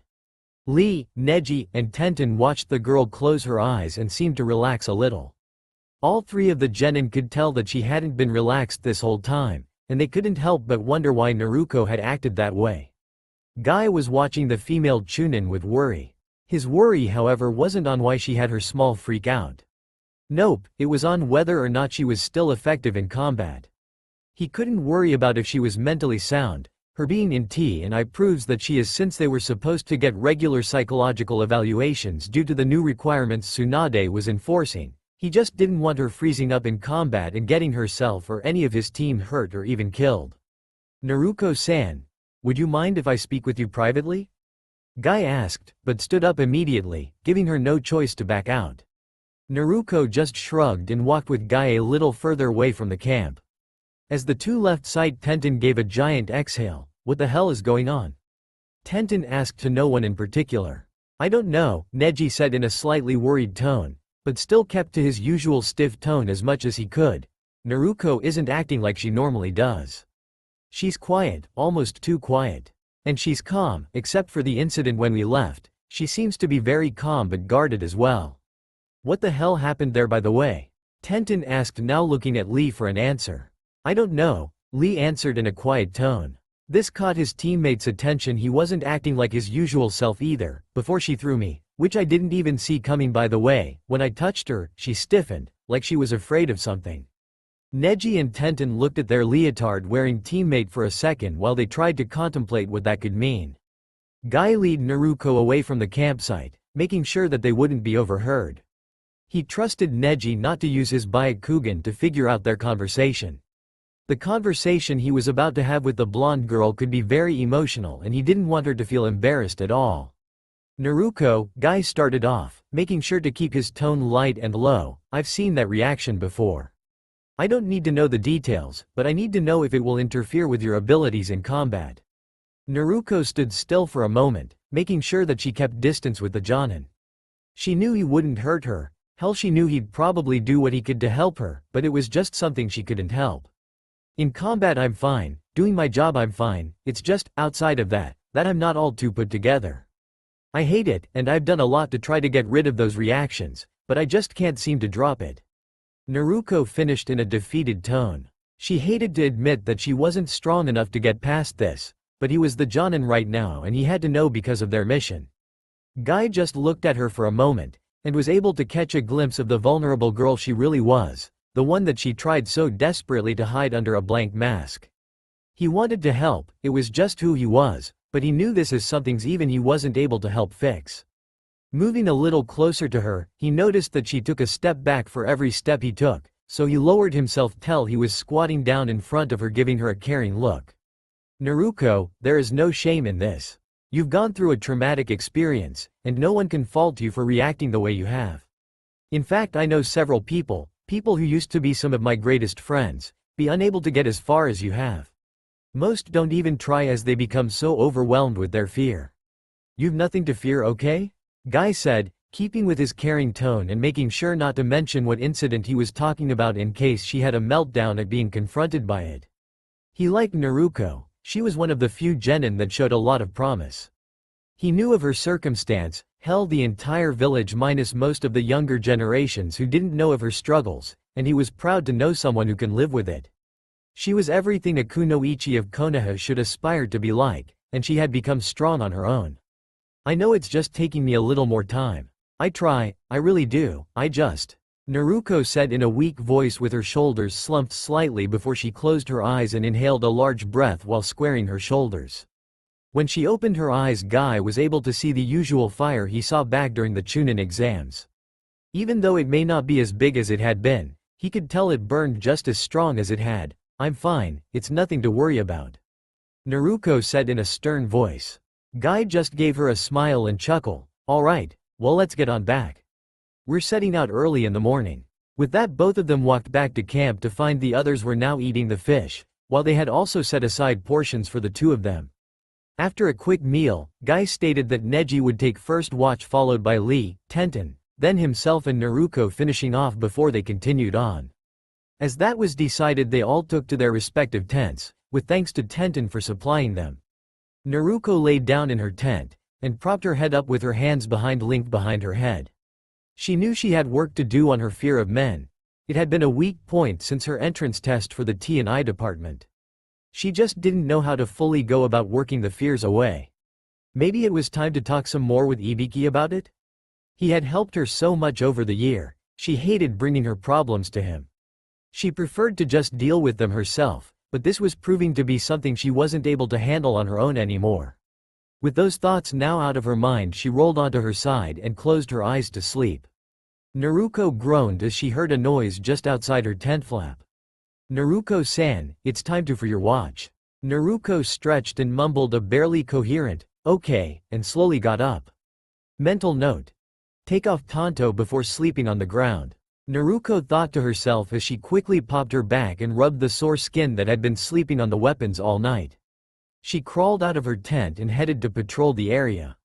Watch was mostly boring since nothing was really around. To do something, mainly because she didn't want to try catching fish and having that for breakfast, she created a group of 5 cage bushin and sent them out to hunt. After sending out her hunting party, she went back, grabbed some of the leftover firewood and started to set up another fire.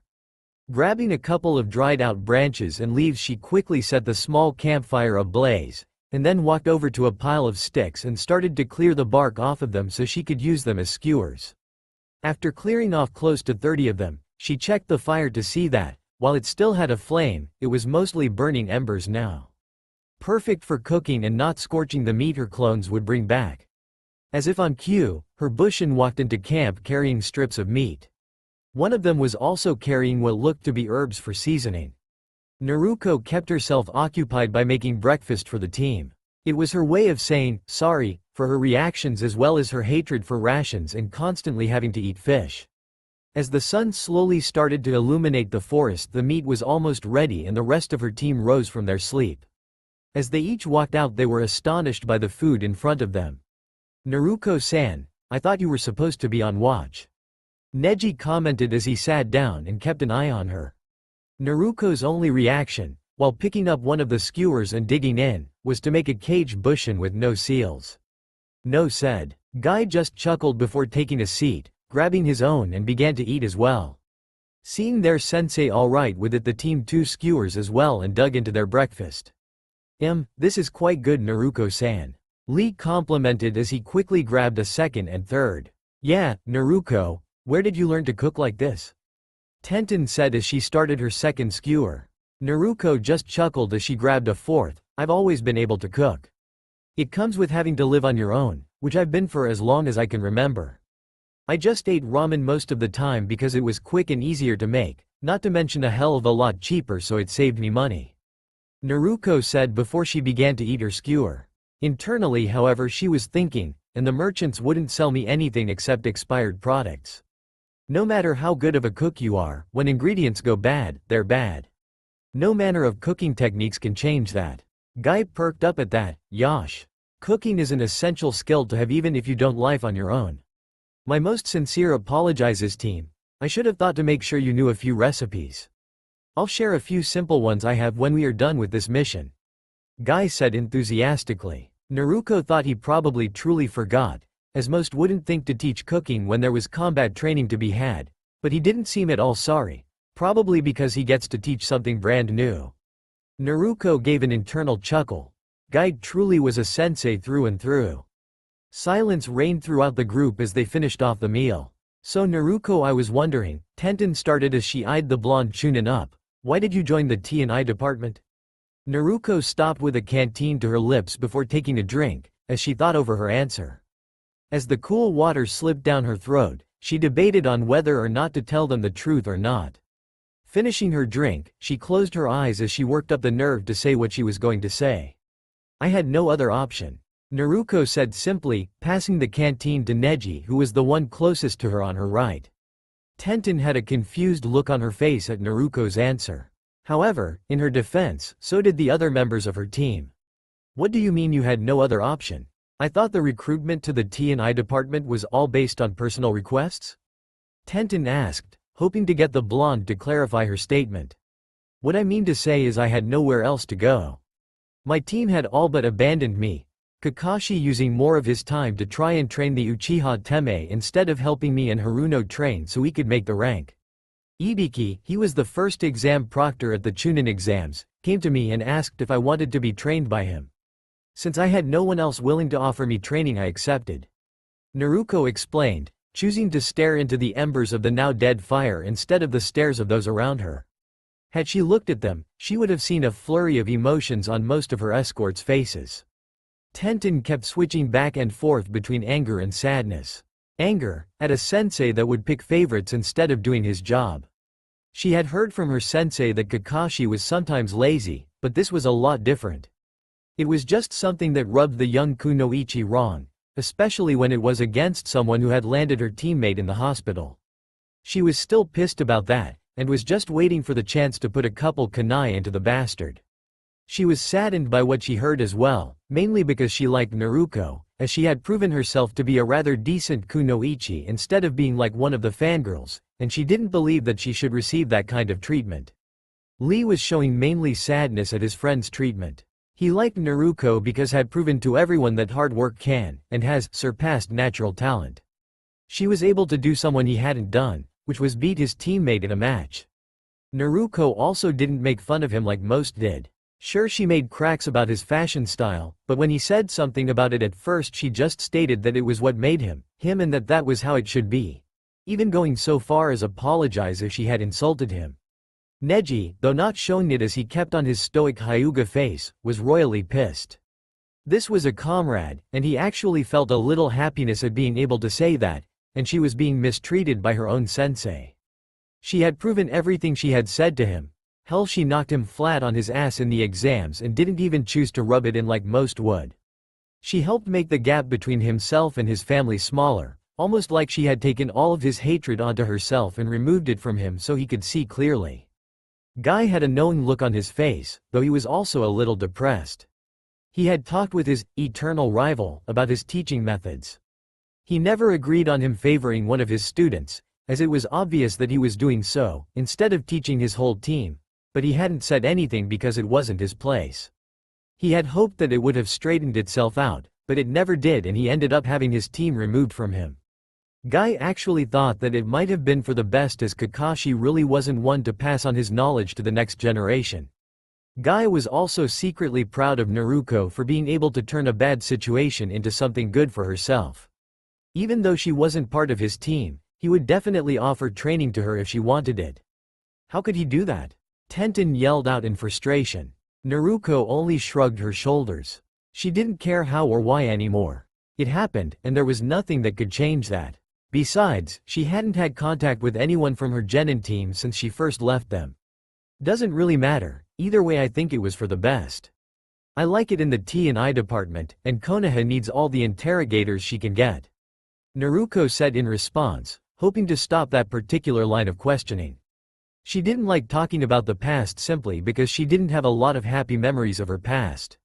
Neji could hear in her voice that she didn't want to continue to keep talking about her team, but he also knew his teammate. Tenten, when angered, wouldn't stop until she either got to the bottom of whatever it was or was diverted from her train of thought. I didn't know Konoha was in need of interrogators. I thought we had one of the best interrogation units in the elemental nations. Neji stated, hoping that it would change the topic of the conversation for Naruko. Oh, we do, Naruko said with a small smile on her face as she looked at everyone on the team. It's just Ba-chan ended up letting a lot of them go in the last 6 months. Lee, now letting the sad topic go, as he didn't like to dwell on sad things, asked the necessary question, why? Well, she looked at the state of our Shinobi program, and as I'm sure you all have heard, she wasn't too happy with it. It mainly all started after the Uchiha tried to defect from Konoha. The civilian council took it upon themselves to say that he was given a mission by them. Ba-chan was pissed that the council thought they could order any of her shinobi around, so she basically gutted them. After that she looked at everything else from a more in-depth view, thinking that if the council had gotten that bad, then things could have been worse than appeared overall. Naruko explained, stopping to see if they were going to make any comments. When none did, she continued, so as a first move, she had just about every rank shinobi tested, abilities, health, both physical and mental. Sandame Gigi was old and had let things getting way too out of hand. So when she got those reports back, she raised standards on just about everything. Most divisions weren't all that horribly affected since she allowed them a 2-month period to see if they could get what help they needed to get to those standards. However, with the intelligence division a lot of people were hit.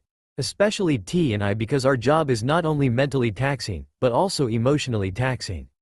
We interrogators have to mainly act inhuman for our job, since our job is to get every scrap of information out of people, a lot of the times using draconic methods. Not a lot of people can handle that, and from the psychological evaluations, not a lot of those that were in T&I could. Most weren't able to pass the evaluations, and so they were let go with orders to seek help. As a result, we currently only have 3 senior interrogators and 20 chunin interrogators, and we used to almost 5 times as many senior interrogators and twice as many chunin. Naruko finished explaining, noting that each of them seemed to be listening to her intently. And why wouldn't they? This was about their village, and it was something that they didn't know was going on. Damn, I'm sorry, Tenten said, completely forgetting the other topic now. Haha, Naruko laughed out loud, gaining confused looks again. I wouldn't be. We were lucky that we were able to catch so many people who needed help. Normally interrogators were subject to an evaluation once a year, now it's every 2 months. When an interrogator is mentally unstable, it's a very bad thing, because not only does it endanger our interrogation subjects, but they could also turn on the general public and not realize that what they're doing is wrong. Naruko explained. She wasn't at all unhappy that Tsunade had upped the requirements and changed procedure, simply because these people were her comrades and so many of them needed help and didn't know it. She was really happy, not for the loss of people, but for those people getting taken care of like they should be. Guy, seeing that his team had accepted what Naruko had said and saw that the conversation had come to a close, quickly ordered the camp to be dismantled quickly, stating that at their current speed they should arrive at the bridge by noon instead of having to wait another day like was originally planned. The team had finally made it in sight of the bridge, which was surprising. They were ahead of schedule by a full day, but Naruko wasn't going to complain.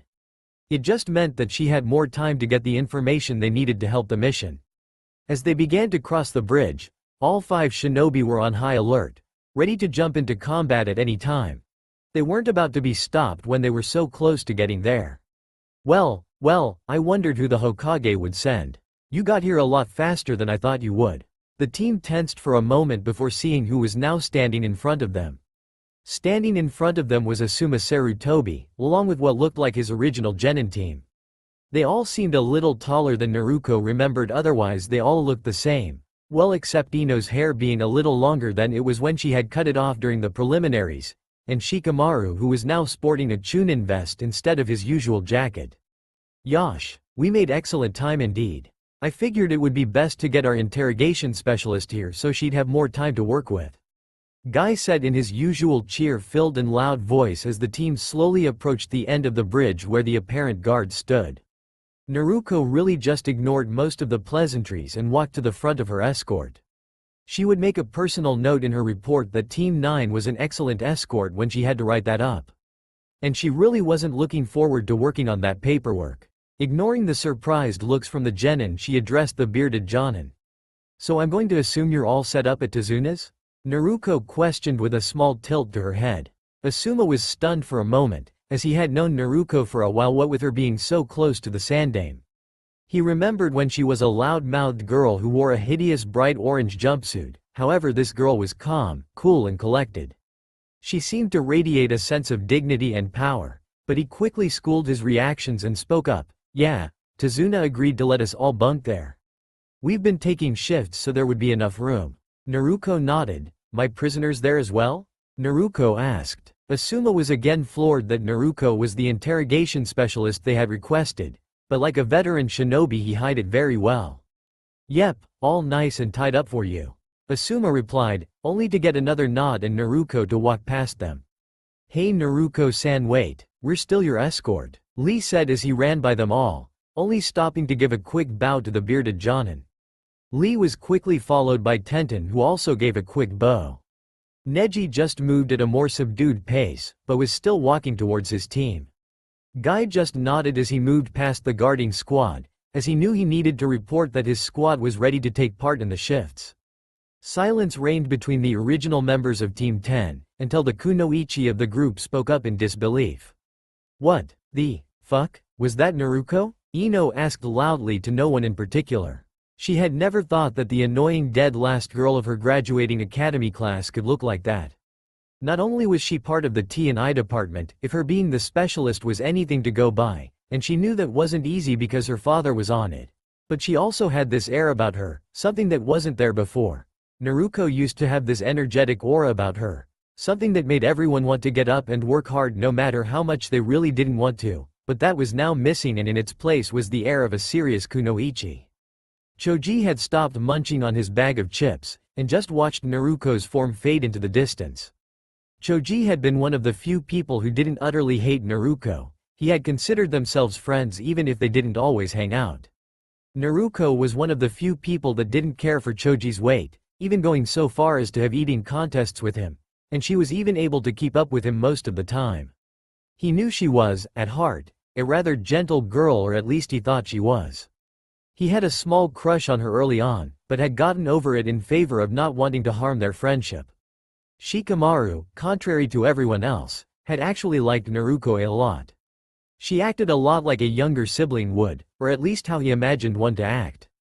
He had tried to look out for her at the academy, even going to so far as to be close to her and break up any bullying groups. It was how he had gotten hooked into skipping class with her a lot of the time. Shikamaru was happy that Naruko now seemed confident and powerful, and he mentally noted that he needed to thank whoever it was that helped her get there. Back with Naruko, she was walking through the village, and openly smiling at all the changes she was seeing. No longer were the streets filled with children wearing rags, men fighting over scraps, and women trying to sell their bodies for what little money they could get. Now the village had come to life, gaining this energy of happiness. Children were running around, laughing and playing as they ran the streets. Shops were no longer barren, and everyone seemed to have a smile on their face. She could see a lot of the men had a tool or weapon close by, probably due to the recent attacks, but that didn't seem at all out of place, nor did it dampen the energy either.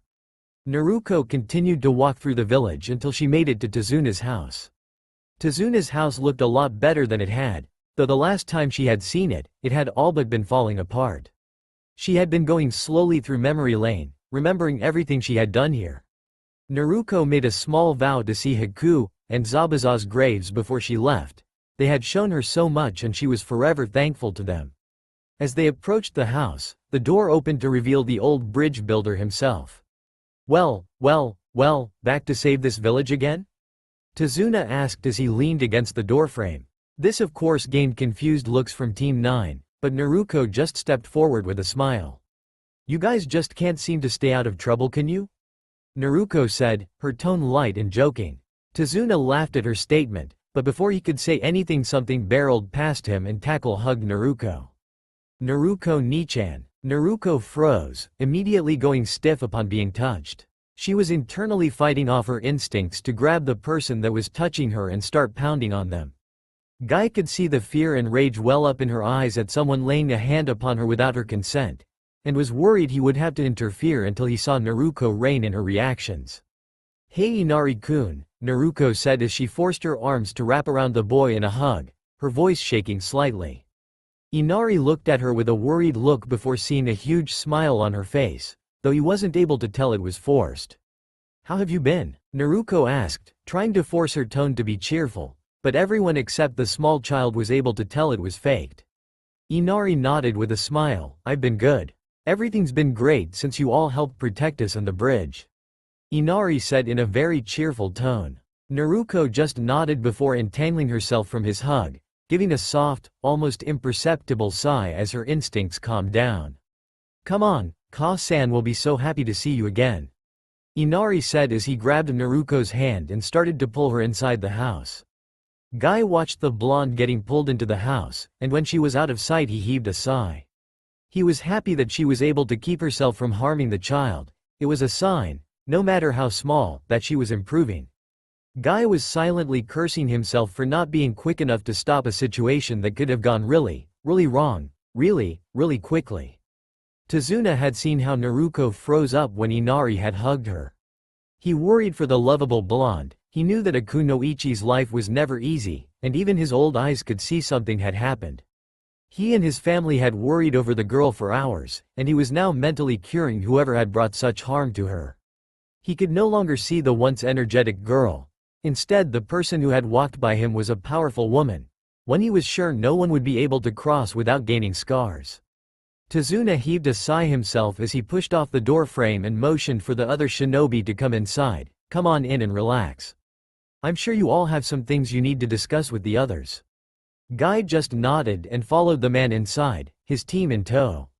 As they entered, the first sight they came upon was Naruko being hugged lovingly by a beautiful woman. The next was Team 8 and Kakashi sitting around a table that held maps and reports on it. The shinobi at the table all looked at Naruko with widened eyes, much the same way Team 10 had. Yosh, my ever-eternal rival, we have arrived at last, Guy said loudly and cheerfully, pulling the attention on him and away from Naruko. And as he had planned, everyone's eyes immediately turned to him with a small look of relief. You say something? Kakashi said in a bored tone while he whipped out a little blue book. While he was immensely surprised to see Naruko, he also didn't want to face whatever judgment she might bestow.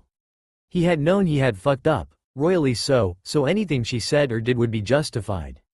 It was just a serious combat mission, was not the time and place to do something like that, but Naruko never was one to be good with timing if her track record was anything to go by. Oh, you and your too cool attitude, Guy said with fierce determination, gaining a nervous chuckle from his squad and a happy chuckle from Team 8 at his antics. Oh Naruko, it's so good to see you again. Here, I'll take your coat. Why don't you all sit down and I'll make some tea? Tsunami offered as she practically ripped Naruko out of her trench coat. Be careful with it please. It has my supplies in it, Naruko said as she was shoved towards the rest of everyone else. Naruko approached the genin and made a little small talk with them. She hadn't seen any of them in almost a year, and she had at times worried that her small friendships with them had been strained at times. No one on Team 8 had really changed, except Shino and Akamaru. With Shino making chunin, though he chose not to wear the vest, and Akamaru now coming up to her knees instead of mid-shin. All the while she was talking with Team 8, she knew the Jonin were looking at her. Well, not specifically her, but more the tattoo on her left bicep. The tattoo that signified that she was no longer part of the normal shinobi forces, that she was now ANBU. Kakashi was especially surprised by the showing of the tattoo. He had not thought Naruko capable of such a feat right now, that the damage caused by the training would be too much for her. However, here she stood perfectly fine and talking with old classmates. Kurenai, who had been sitting quietly at the time before Naruko had walked in, was floored. She hadn't thought much of Naruko's abilities.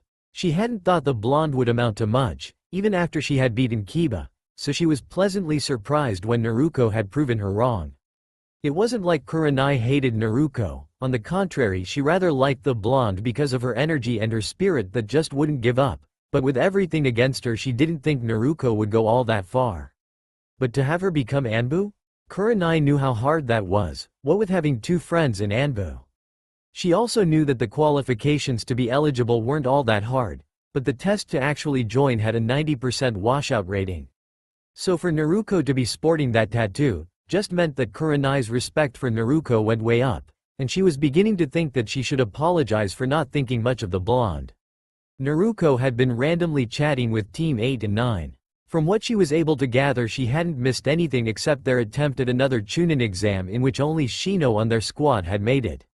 Naruko's mind left the normal conversation as she started to think that she needed to get on with her interrogations. So with that purpose in mind, she moved away from everyone over to where all her stuff was placed and pulled on her coat. She had to do this correctly at first since, as they say, a first impression is critical within any relationship. "Kakashi, where are the prisoners?" Naruko openly asked, ignoring the confused looks of Team 8 when they hadn't realized yet that she was the interrogation specialist. Kakashi for a moment looked surprised but hid it well before point to the back room. "They're tied up in the back room. All of their hands have been bound as I think 3 of them are shinobi," Kakashi said in his usual lazy tone, even if on the inside he was hurt by her no longer calling him sensei. Naruko nodded before heading towards the back room, however she stopped just in the doorway and spoke with her back turned to everyone. "Let me remind you of the protocol, or inform some of you if you are not aware of it. You are not to interfere in my interrogations at any point. Doing so and I will write you up for insubordination and interfering with regular military operations. After which will be sent to the Hokage herself and at minimum you will be removed from active duty to await a sentencing. Do I make myself clear?" Naruko asked, unleashing a little key to make everyone understand that she was deathly serious about what she said. Kakashi's eye widened at what she had said. He knew of the protocol, sure, but for her to say it in such a manner. No, he was now absolutely certain that she was furious with him and was only saying this to remind him to behave.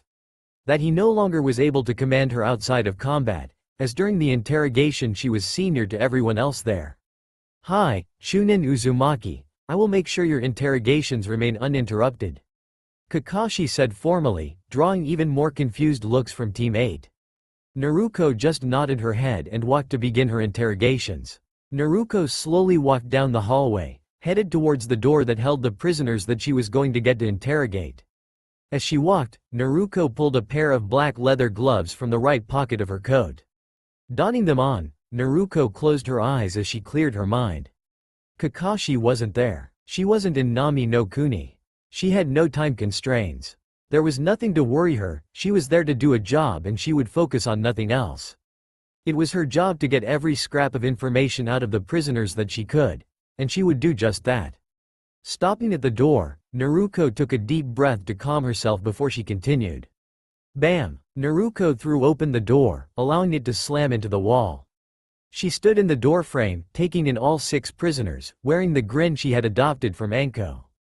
The grin that screamed she was insane and she was there to cause unimaginable amounts of pain, all because it would amuse her. "Good morning," Naruko yelled out in a cheer-filled voice, forcing her grin to get even wider. "How are we all doing today?" Naruko asked as she slowly sauntered into the room, taking in the occupants of said room as she made her way into the middle of the room. In the room 6 different people were tied up to chairs. 5 men, 1 woman. Each on their own chair with their hands bound to the back legs of their chair, forcing each of them to sit up in their chairs. Naruko extended her senses, searching for any telltale signs of chakra use, and was able to tell the 2 men on the outside of the semicircle they were in had more than a civilian's chakra. Both looked like battle-hardened shinobi, or at least had seen a fair amount of fighting. Moving in on the circle, Naruko could see the other 2 had mercenary tattoos on their necks, a phoenix tattoo, and a couple of scars along their faces which Naruko knew they had seen combat as well as being part of the Fire Phoenix mercenary group. A decent mercenary group, having a better reputation than many other groups, but like any such group could easily be bought. However, unlike the first two, they had barely any chakra at all, so she knew they had no shinobi training. She did however note the one on the far left had bad burn scars, probably from a normal accidental fire since torture would hold more sophisticated burns, normally in a set pattern. The last two were a man and the single female. The female didn't look anything like you'd expect a bandit would look like. Her hair was long, and she was rather fetching with a face and body that screamed courtesan. However, what caught Naruko's attention was that she had no chakra. Not even the smallest traces of chakra. This caught Naruko's attention because everyone has chakra no matter how small it may be. The only way not to have chakra would be if it was sealed, which means shinobi training. Possible reverse interrogation? The man looked, in a word, like a pretty boy. He didn't look like he had worked a hard day in his life, and his skin looked even better than some of the more beauty-oriented kunoichi she knew of from Konoha. No tattoos, no scars. If it wasn't for the fact that Naruko knew that the teams here wouldn't have tied him up for no reason, she would have thought he was just an innocent bystander that was caught by mistake. All of these observations, Naruko made in the 3 seconds it took for her to get to the room. Not all that chatty today, are we? Naruko asked with a fake pout on her face before moving back to her grin. No matter. My name is Uzumaki Naruko, and I'm going to be your new best friend. Naruko said in her cheeriest tone. PSH, whatever bitch.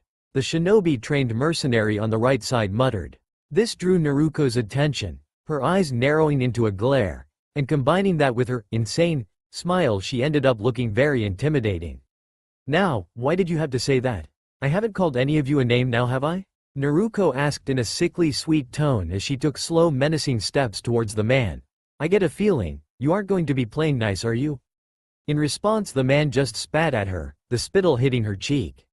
The man smirked as if he had just won a victory. Naruko heaved a sigh, and here I was hoping we could all get along. But if you're insistent on being meanie, Naruko's foot kicked out sharply, hitting the man straight in the chest, which sent him and the chair he was tied to slamming into the wall. Unfortunately for the man, his arms had taken the brunt of the force as they had been tied along the back of the chair when it made impact with the wall. The man grunted slightly in pain upon the impact, however Naruko was not done. Moving with blinding speed, she was upon the man immediately. She grasped him by the jaw and slammed his head to his right before she replaced her hand with her boot, holding him in place. See, I didn't want to have to resort to violence, and I wouldn't have had to had you been a good boy. Instead now I have to punish you. It's nothing personal, I just can't have one person bad-mouthing me. The others may think it'll be okay to do it as well.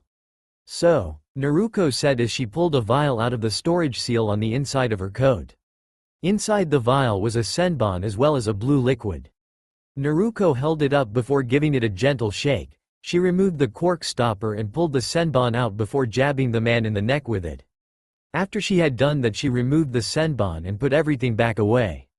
She grabbed the man's chair and started to pull him back to his original position. Unfortunately, the man wasn't done and tried to bite Naruko, which just landed him with a sucker punch to the nose, effectively causing a nosebleed if not breaking it. Once the man was finally back in position, Naruko walked back to the center of the group, wiping the spit from her face. Now, do any of you want to say anything else mean? Naruko asked, a dangerous edge now lacing her voice, and that seemed to keep everyone quiet. Well, not everyone. What the fuck did you do to him? The woman asked, her voice seemingly filled with fear. Naruko's eyes mentally narrowed. Everyone else looked scared shitless, even the other shinobi-trained man across the room, but she was the one who spoke out. This only further helped Naruko's conclusions about the woman. Oh, that was just a little punishment. You see, the poison I just introduced to his body is a special blend of mine. First, I'd like to congratulate you on being the first human test subject. Well, the first human test subject that I'll get to see go through all the stages. For some reason no one ever wants to try out my poisons. Naruko said, her hand moving to her chin in a thought-filled manner as if truly wondering why no one wanted to try out the deadly concoctions. Shrugging off everything, Naruko quickly walked out of the room, only to quickly return with a glass of fresh ice water and a stool. Setting the stool in the middle of the room so all could see, she placed the glass right on top, so everyone could see the cold drink slowly begin to gather condensation. Now, as to answer your question, The poison he has is meant to help simulate dehydration. The poison replicates itself by bonding with the water molecules in the body and then using those water molecules to create more of itself. Kind of like a virus if you think about it. Anyway, eventually his body will lose more water than it should and he'll probably die of dehydration. You all get a front row seat at seeing this happen, isn't that exciting? Naruko asked, happiness and excitement in her tone as she bounced slightly with a cheerful expression, once again getting scared shitless looks from everyone as they all thought she truly was insane. If Naruko learned anything from Anko, it was that acting insane can get you what you want quicker than a knife could. People tend to fear the thought of immeasurable pain that they will be introduced to, than the actual pain itself they'll gain. Anyway, I'll be back later. I wouldn't want to miss any of the fun. Bye-bye, Naruko said, giving a childish wave as she closed the door, leaving them all there along with the glass of water that was out of their reach. As she walked down the hallway back to the room with everyone else, she quickly began to put her plans into action. Ignoring everyone in the room, she walked over to her bag that held her interrogation supplies and unsealed 6 notebooks. Kage Bushin no Judas, Shadow Clone Jutsu. Naruko said, summoning 6 clones. Each clone then preformed a quick henge no jutsu, transformation jutsu, one into each of the prisoners. This of course drew confusion from everyone in the room, as the clones and summoner just ignored them and took a notebook to write in. Naruko sat down in a meditative pose as she thought over every possible torture technique that she could think that would work in most of the situations. While she did this, her clones wrote in the books, and when they were done they closed them and arranged themselves in the exact order as how the prisoners were arranged, only they each took to kneeling down. Naruko, Kakashi began to say before Naruko's eyes shot open and she abruptly stood up, shocking everyone with her sudden movements. Naruko walked towards to the hanged clones and paced slightly in front of them before coming up with her plan of action. All those with shinobi training take a step back, Naruko said, standing in front of the group of clones. The 2 on the outside took a step back, as well as the woman. Everyone else in the room was still confused as Naruko continued to ignore everything else around her as she continued to think over her plans, adapting them more and more with each variable she could come up with. Okay, that leaves me with 3 left. I could try a fire simulation to see if that mercenary is mentally scared by fire, but that would be a leap without further proof, so that's out for now. Out of the 3 of them, Pretty Boy looks to be the most out of shape. Naruko thought to herself as she continued to formulate plans. Walking up to the Pretty Boy double, she took the book from his hands and opened it and began to read. Name: Unkown. Age: mid to late 20s. Height: roughly 5 feet 10 inches. Weight: appears to be somewhere between 150 to 160 pounds. Hair color: brown. Eye color: brown. Interrogator's recommendation: any known torture to place a fear of death in subject should suffice. Unknown if subject has any prior history with tortures, should proceed with caution. Naruko loved how the Kage Bushin worked. She could allow her mind to run through so many scenarios, so many possible torture methods for multiple subjects, and then use the jutsu to help narrow those thoughts down as they picked out which ones they were specifically meant for. It just made life so much easier. Taking a moment to settle herself after handing the notebook back to the clone, Naruko tried to figure out where to begin to set up this torture session. She could use an available room for physical torture. Cutting into him for a bit might let her emerge with something, but that wasn't always a guarantee as some subjects will just huddle further into themselves. On top of that, she needed to be careful as she didn't have the medical facilities here to help keep the prisoner alive if anything went wrong. One of the big downsides to interrogating in the field is the higher chance for prisoner deaths. She could wait and let her poison continue to run its course and allow them all to watch as one of the shinobi mercenaries dies from dehydration. It would show that she was serious about letting them all die, but that would take time and she had the woman she had to worry about. Thinking of the woman again, Naruko's eyes quickly snapped up to the clone that was hanged into her. If Naruko was correct about the reverse interrogation, which would be incredibly risky by any standards, then she was working on a much shorter timeline than she originally thought. The enemy would try to gain her back ASAP, so she could inform them over all of her observations. Well, that's as good a place as any to start, I guess. Naruko thought to herself with sigh as she mentally went over all of her possible resources. While Naruko was silently thinking to herself, the group behind her kept their eyes fixed upon the blonde, each with a different reaction than the other. Tazuna, Tsunami and Inari were all watching Naruko with wonder and apprehension. While they all had seen the jutsu Naruko used before, Naruko was acting completely different. Focused and determined, where they remembered her as being hyperactive and overly happy. Kurenai was impressed by the professionalism that Naruko was showing.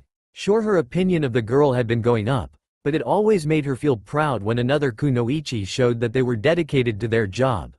Unlike the large number of fangirl kunoichi that were around and slowly destroyed the kunoichi name. It just gave her more faith in the future if there were more serious kunoichi. Kakashi was showing signs of worry. This was not Naruko Uzumaki. Naruko Uzumaki was barely able to hold herself still, let alone concentrate to this degree. He knew a year had gone by, and that time changes many people. Hell, he was a perfect example of that. But for Naruko to drastically change so much made him worry greatly. Naruko, despite how he may have acted, was very much important to him, not only because she was once a student of his, but because she was also his late sensei's only child and daughter. He knew he was going to have to, at some point, try to talk with her, both to air out everything and so he could try to keep an eye on her. He had tried several times of the past year to get in contact with her, or even just find out where she had gone. He figured that Jiraiya had taken her as his apprentice like he thought he was going to, but he would have found that out instead of all of his attempts being stonewalled. Someone had hidden her from him, and that did nothing to help his worries. Guy watched the young kunoichi and was rather impressed. The way Naruko held herself and commanded the air around her, gave him further happiness that while she may think she's not getting better, this was proof that she was. He, along with his squad, just sat back and watched as Naruko continued to do what she was trained for, as they tried to figure out the puzzle that was Naruko Uzumaki. Kiba watched on with wonder and confusion, having a newfound respect for the blonde after she had beat him, but intelligence work was never his strong suit. He had thought that it wasn't Naruko's either, but somehow she had improved even further than him in areas he hadn't even thought of. Kiba's determination to improve just roared with a newfound fire, as he now couldn't wait to get back to training to show that he wasn't as far behind her as he had thought. Shino was surprised because he had thought, much like his teammate, intelligence wasn't one of Naruko's strong suits. But apparently he was wrong in that department, which made him rethink everything else about her. If she truly was smart, then what other data, if not all of it, about her could be wrong? Hinata was a little frightened of this new Naruko. The young Hyuga heiress had always looked up to Naruko for being strong and never giving up, even going so far as to develop a small crush on the girl, though she'd never admit it simply because it was forbidden by her family. Not so much, but because she was the heiress, she was expected to marry a man and continue on the bloodline. To see the girl she looked up to for so long act like this was a real shock. Naruko quickly gathered up all of the books and stored them away and then sent a mental command to her clones as they all released their transformations. 3 quickly went in search of a room to set up a torture room. Naruko decided she didn't have the time to play around with this, or at least not as much time as she could normally, so she was going to go with one of Ibiki's greater methods. Her other clones just dispelled, and she closed her eyes from the onslaught of memories, something she had gotten used to over the past year. While everyone's eyes had gone to the clones, and all of them began to wonder what all was going to happen now, Naruko just stood up and walked off to the prisoners. It had only been 25 minutes since she left them, but she needed to know if they should be expecting an attack soon or not.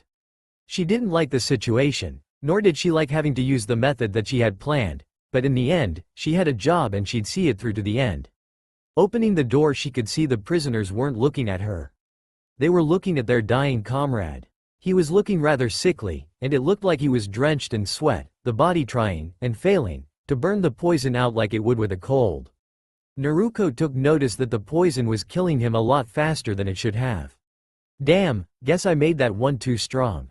Enko's going to ride my ass for messing that one up again. Naruko thought with an internal whine. Well, you don't look so good, Naruko said with an innocent smile on her face, as she walked over to the still cold glass of water. Picking it up, she held it up in front of her. You must be thirsty, Naruko exclaimed excitedly before taking a very exaggerated drink of the water, being sure to make a show swallowing. The man started to struggle against his bonds, trying to do something, so he could get the water. This brought on a new worry for everyone but Naruko in the room. "Oh, you want some?" Naruko asked, as if she was a child and just realized she should be sharing.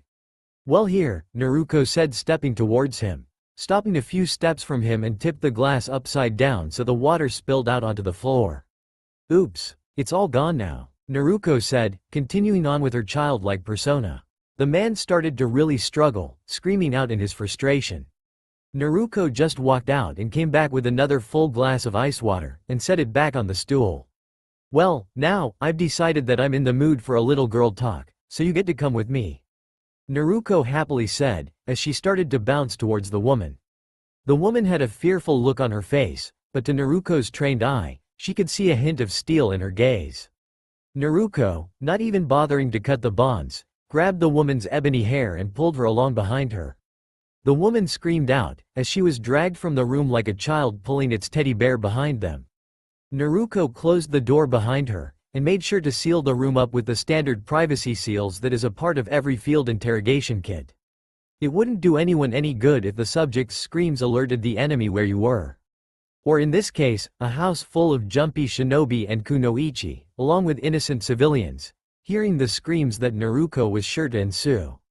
While Naruko was doing that, the three clones that had been setting up the room with a steel table were now forcibly moving and stripping the woman into the restraints on the table.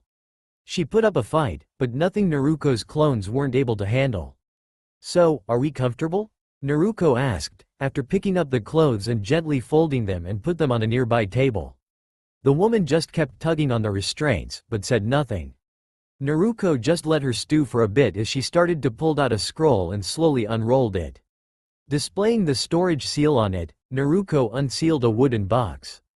The wooden box was nothing special, but it was what was inside that was so critical.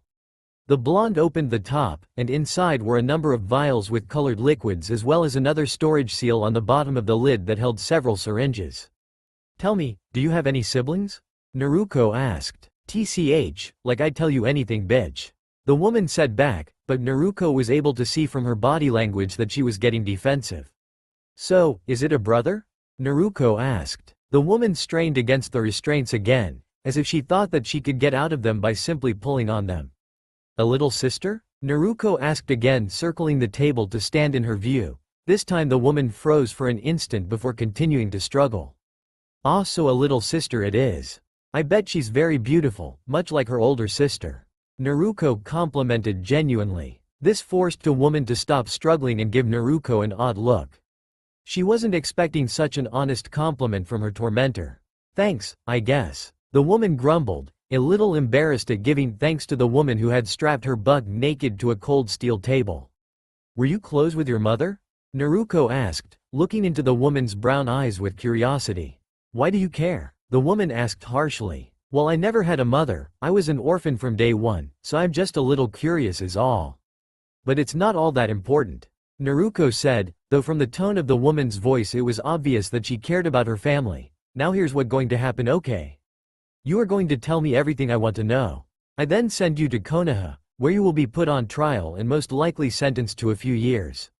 If you don't, I will make each and every last one of your worst nightmares come true, and you will get to see them, over and over again until you become so insane in your sorrow that, well, I'll just let your imagination figure that out." The woman just gave Naruko a blank look, which led the blonde chunin to continue on. "Now, are you going to talk or not?" Naruko asked, which just got a grin from the woman. "Oh, I can talk about anything.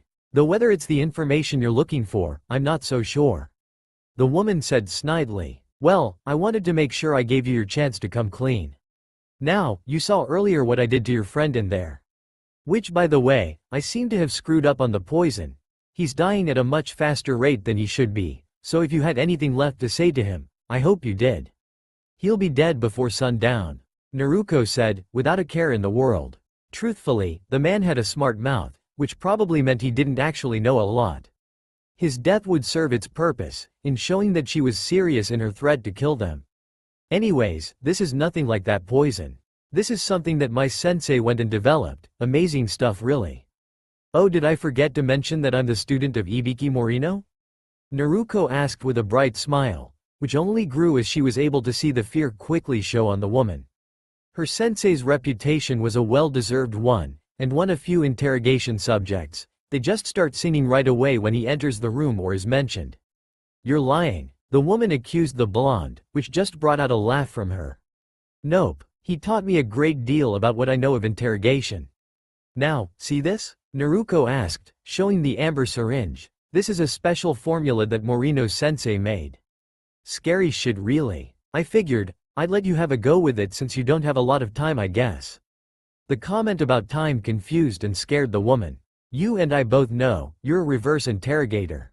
It's why your chakra is all sealed up, so that you'd look simply like a civilian mercenary or a bandit, and you'd be able to see the defenses that are set up, as well as get answers to whatever questions you were told to get answers for. See, the thing is, whether you tell me or not, they won't get you back," Naruko said with a serious face, her happy childlike demeanor gone. "If you talk, you'll be sent to Konoha for your protection, where you'll be given a cell, clothes and 3 hot meals a day. If you don't and they show up, I'll kill you before they can get anywhere near you. Just how it is, sorry. Now hold still while I give you this, and hold on to, well, you can't really since you're strapped down, but you get the gist of it," Naruko said with a chuckle. Naruko grabbed the woman's arm and quickly jammed the needle into her arm before injecting the concoction. The woman braced herself for pain, but it never came. And then, everything started to change. That's all for now. If you enjoy, then please like, share and do comments.